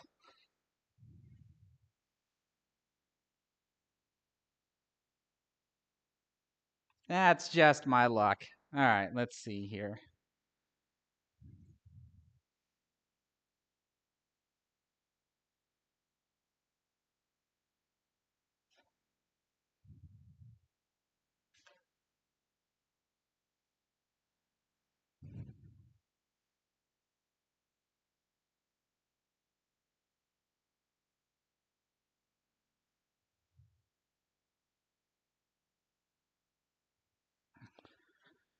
Oh, this is a long shot. 12 ball corner pocket.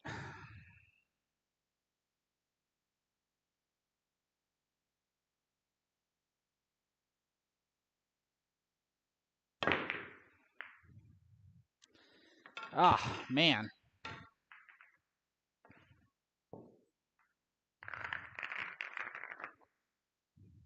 Two.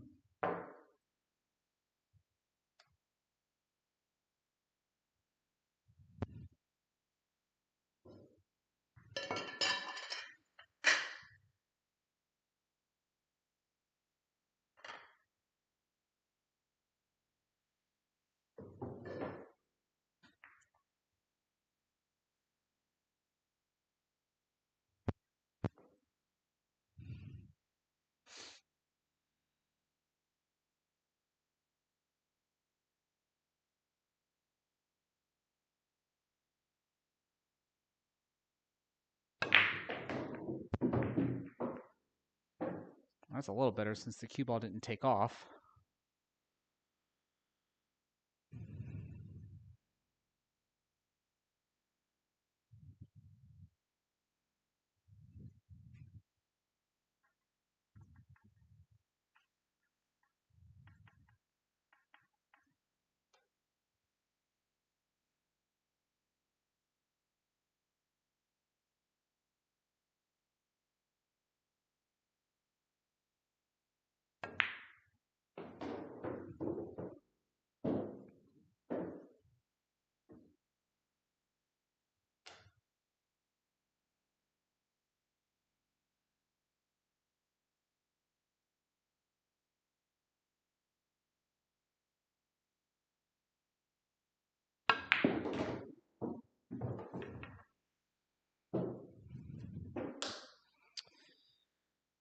Doggone it.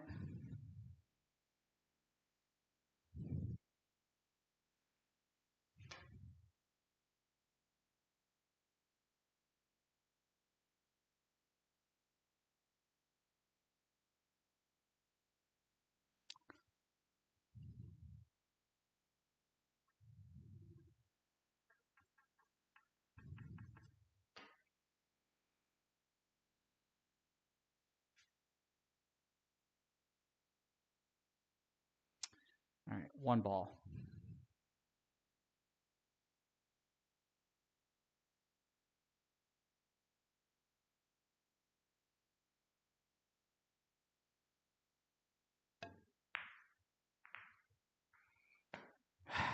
Oh, I think that outdoes my 9 attempts. So this is only 3. Or actually, no, that's 8. That's 8 additional attempts. I had 17, so this is attempt 9.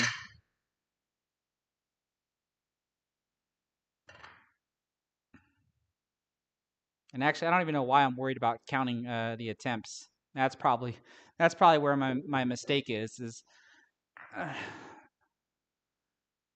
I'm wanting to try so hard to make sure that I do better than before, instead of just focusing on the racks.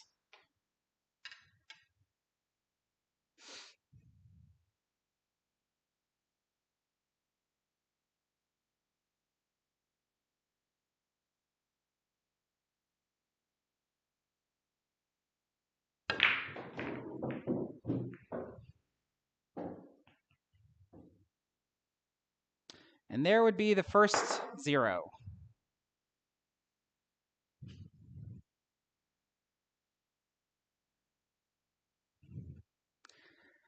That hurts.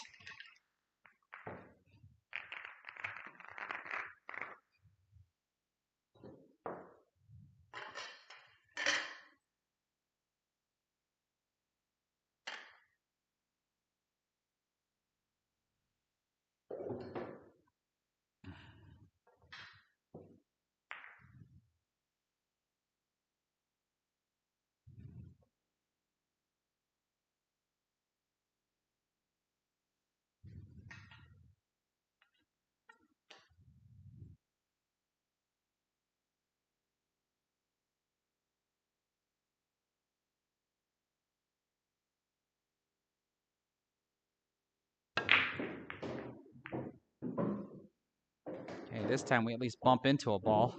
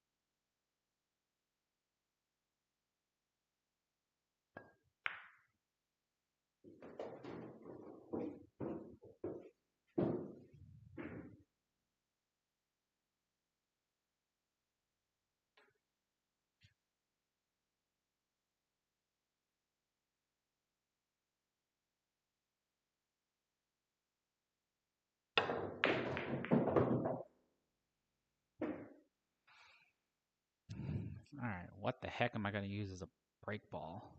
The 8 ball, maybe?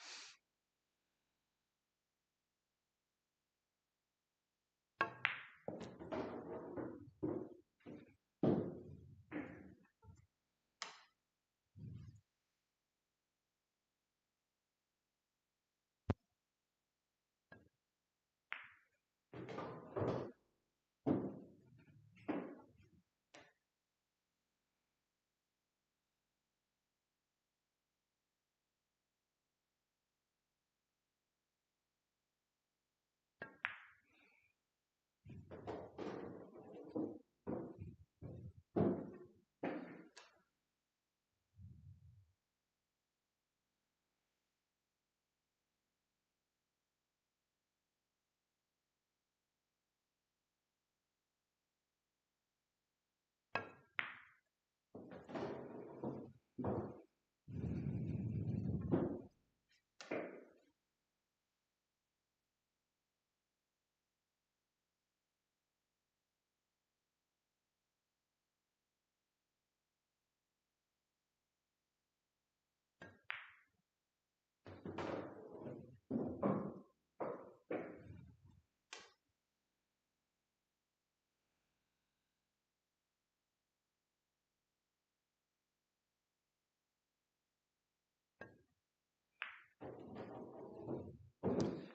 right, it's not very often that I get a break ball behind the rack.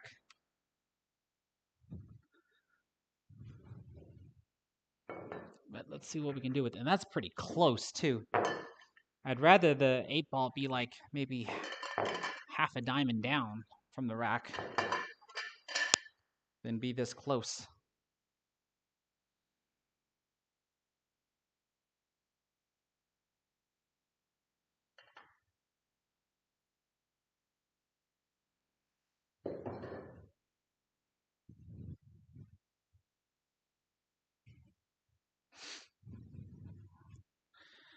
All right, so how the heck do I hit this?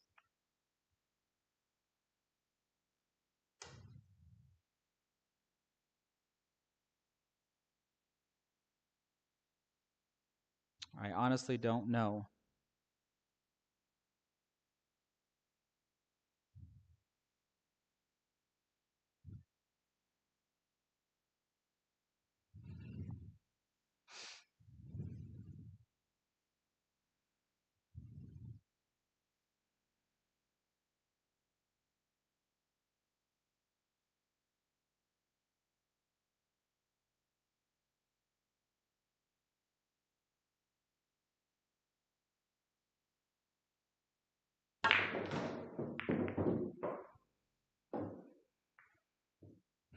Well, that worked.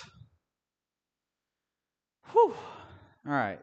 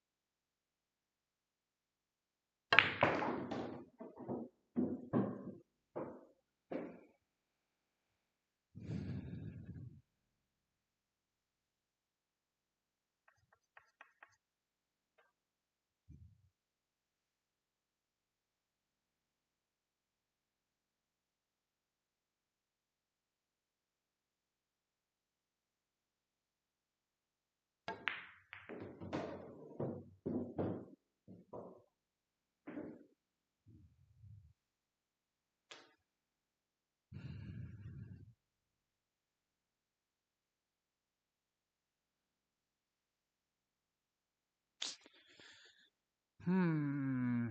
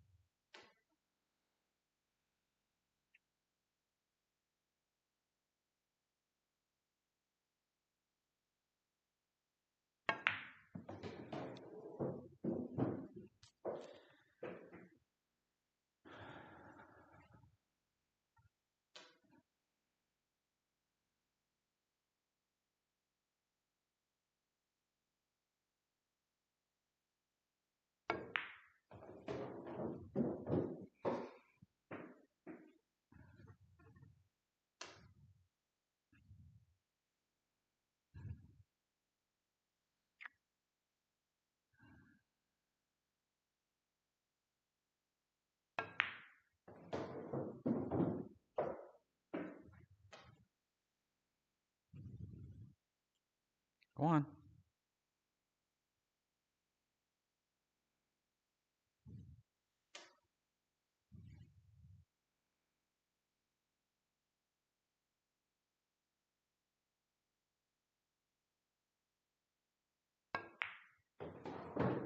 Oh.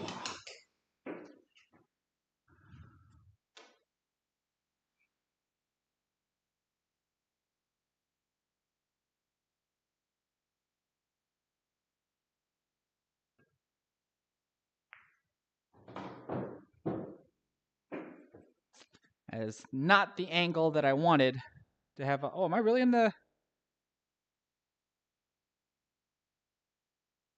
Is that really 28? Or did I forget to reset? No, because I did the 0. So this should be 28.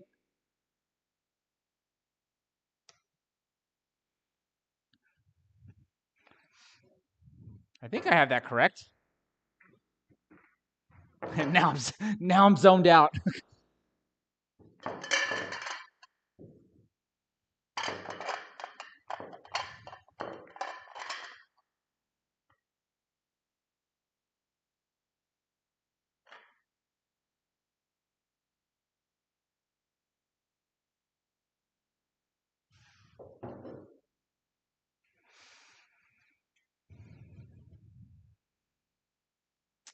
All right, so I don't think it's worthwhile to try to stun into this. I think I'm gonna have to try to aim for the 5 and the 8 in the back of the rack.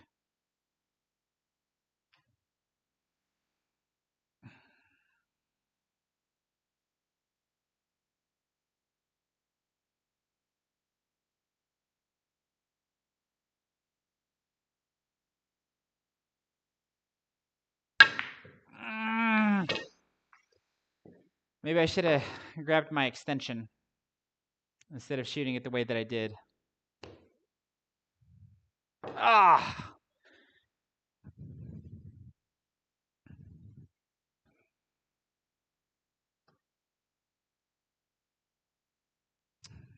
All right, so I'm missing 18 points. Let's make this. Goodness gracious. Let's see here. Hopefully, there you go. That's how bad of a miscue that I did. It left that much residue on the cue ball.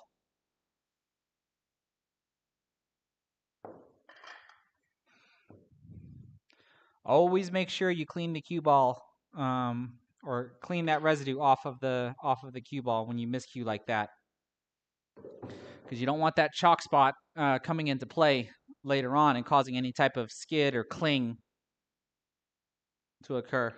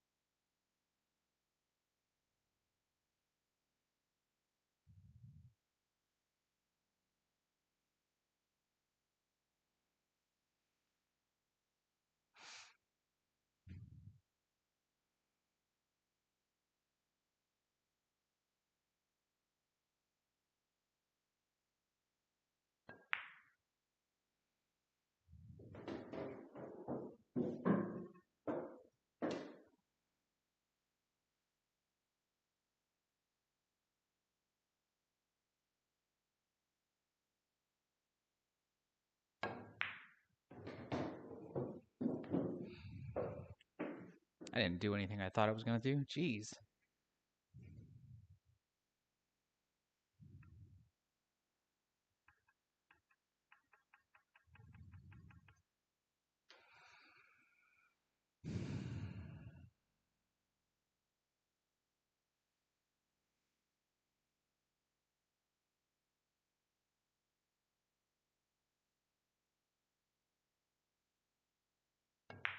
Nope. Oh, I hit that too straight. Got position on the 13 though, but man, did I just hit that too straight.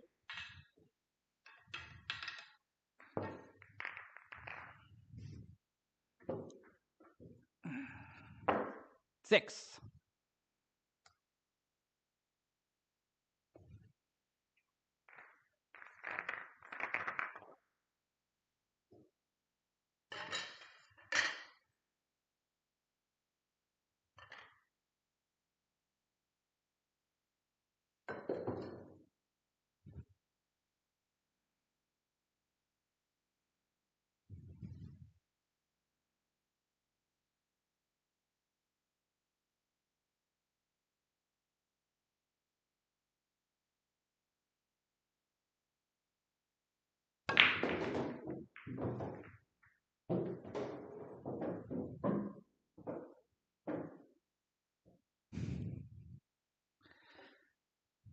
Come on, cue ball.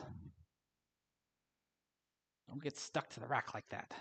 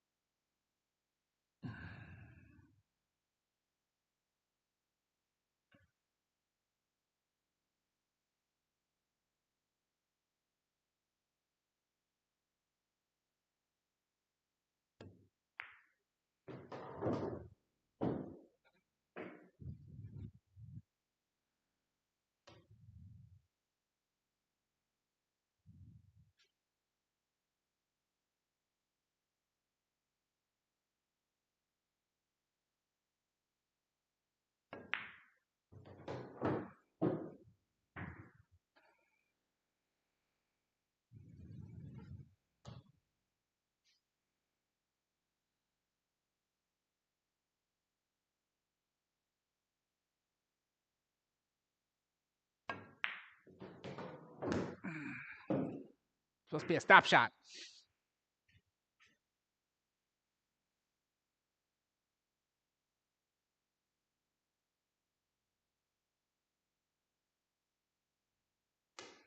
This makes my shot harder. I was planning on using the 15 ball because it's a little bit lower than the 8 ball. And if I'd got my stop shot, that makes my 2-railer to come around easier. This makes my 2-railer harder. I don't even think the 2-railer's there anymore. I mean, it might be.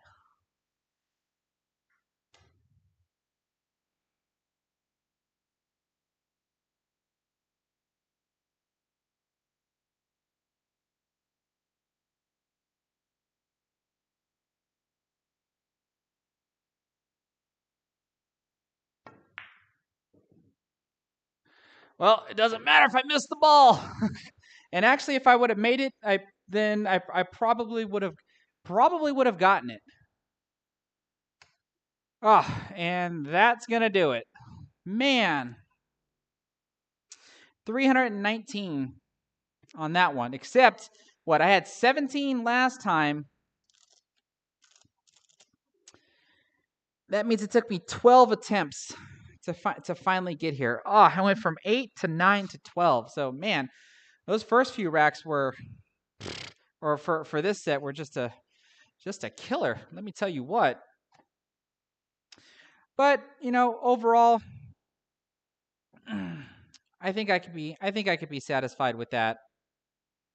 I mean, I would love to see another one of these. I would have loved to see another one of those before the night was over. But I'll take what I can get. I'm always at least getting that 140 so far because I had a 46 last time and a 43 this time, and then these consistent racks here. Like seeing these numbers go up, the number of times that I'm reaching each one of these is very pleasing. Is that means I'm finally going in the right direction. Where before I was lucky to even see any of these right here in the past couple of streams. So I'm certainly grateful that finally I seem to be doing something better. But and I see the comment there, Rod, that probably shooting the 15 was probably the better shot there. And really, what I was thinking about doing, let me see if I can set it back up. What I was really thinking about doing with the shot that I had, I think the 8 ball was about here, and I was about here. What I was really thinking about doing was this, if I can do this.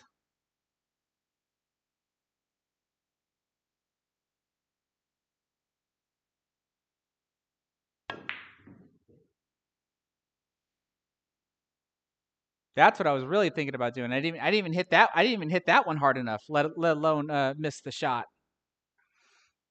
I'm fairly comfortable with doing inside 3-railers nowadays.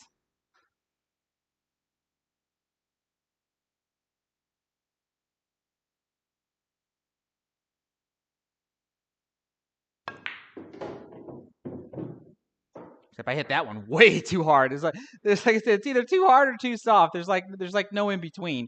But that was the other one that I was thinking about doing. Try it again. These are.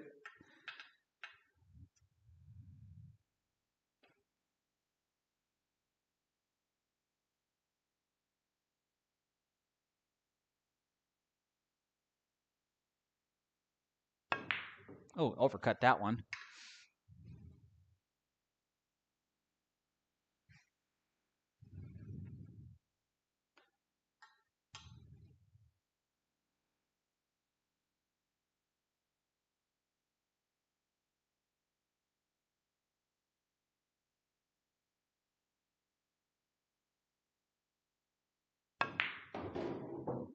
There we go. Is that hard enough?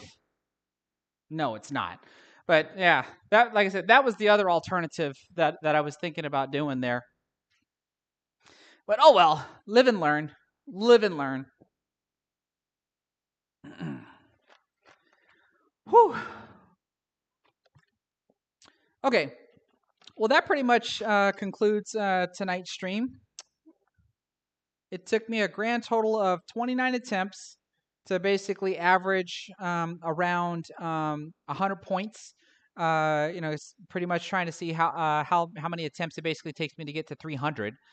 Essentially, since I typically do like three long sessions of attempts to be able to for every stream that I've done, and it took me 8 attempts to get 108, and then I think after that I got to 218 in 9 attempts when I was really trying to just get to 208, but then 319 in 12 attempts. So a little bit of digression there rather than progression. But then hopefully now that's basically some sort of metric that I can use for the next time I try to do this to see if I can actually still get it in like 8 or less. And so I think that's pretty much the format that I'm going to stick to. But as I mentioned before, it'll probably be later in the week if I decide to go live again this week. Otherwise, it'll be next week when I go live because I'm going to try to use some of the days that I have in this week to put out some more recorded content. And then, of course, I'm still going to be playing around with this microphone. But I may do some recorded attempts at trying to beat my my personal best on top of doing the combinations of live streams because the show's not going to be over until I eventually score that 100. But knowing now that my last for the past I don't know month or so, I've been doing nothing but live streams, and I want to make sure that I get back into doing some recorded content as well. So I'm gonna try to juggle both. Because I think last time when I was doing the 9-ball ghost using bang time pulls format, I was only doing that once a week, on top of being able to mingle in some recorded content as well. So I've done it before, and that way I'm not just flooding my channel with nothing but a bunch of live streams and stuff. So yeah, I want to thank everybody for being here tonight. I see that I have about 60 of y'all left. I'm not entirely sure what number I actually was able to peek at for this one here. But it doesn't matter. I see everybody that stops in and out. Thanks again for being here. And let's see, is there any? I'm gonna just look real quick to see if there's any questions.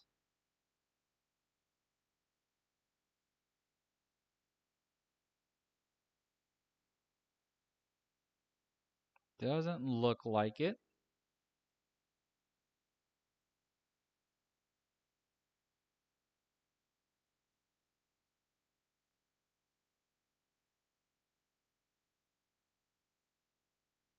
Okay, so cool. Yeah. So I didn't see any questions and stuff. So yeah, like Eves is saying here, don't forget to give this stream a thumbs up if you're new to the channel and stuff, and you like what you see here, or at least go check out the other recorded content that I actually have on my channel. And if you haven't done so already, then consider giving me a subscription here. I've reached my 75,000 milestone, so that means we're on the road to 100,000 subscribers, and I can hopefully get that YouTube select button or select plaque. I think that would be super cool to actually be able to achieve, considering that I only do this as a hobby. Bang time, that's going to be a huge no on that. I won that queue, and I'll eventually show it to everybody in some sort of recorded video, because that's a queue that I'm definitely going to be keeping. So yeah, for those that are here, thank you so much for lasting this long with me, and have a good night.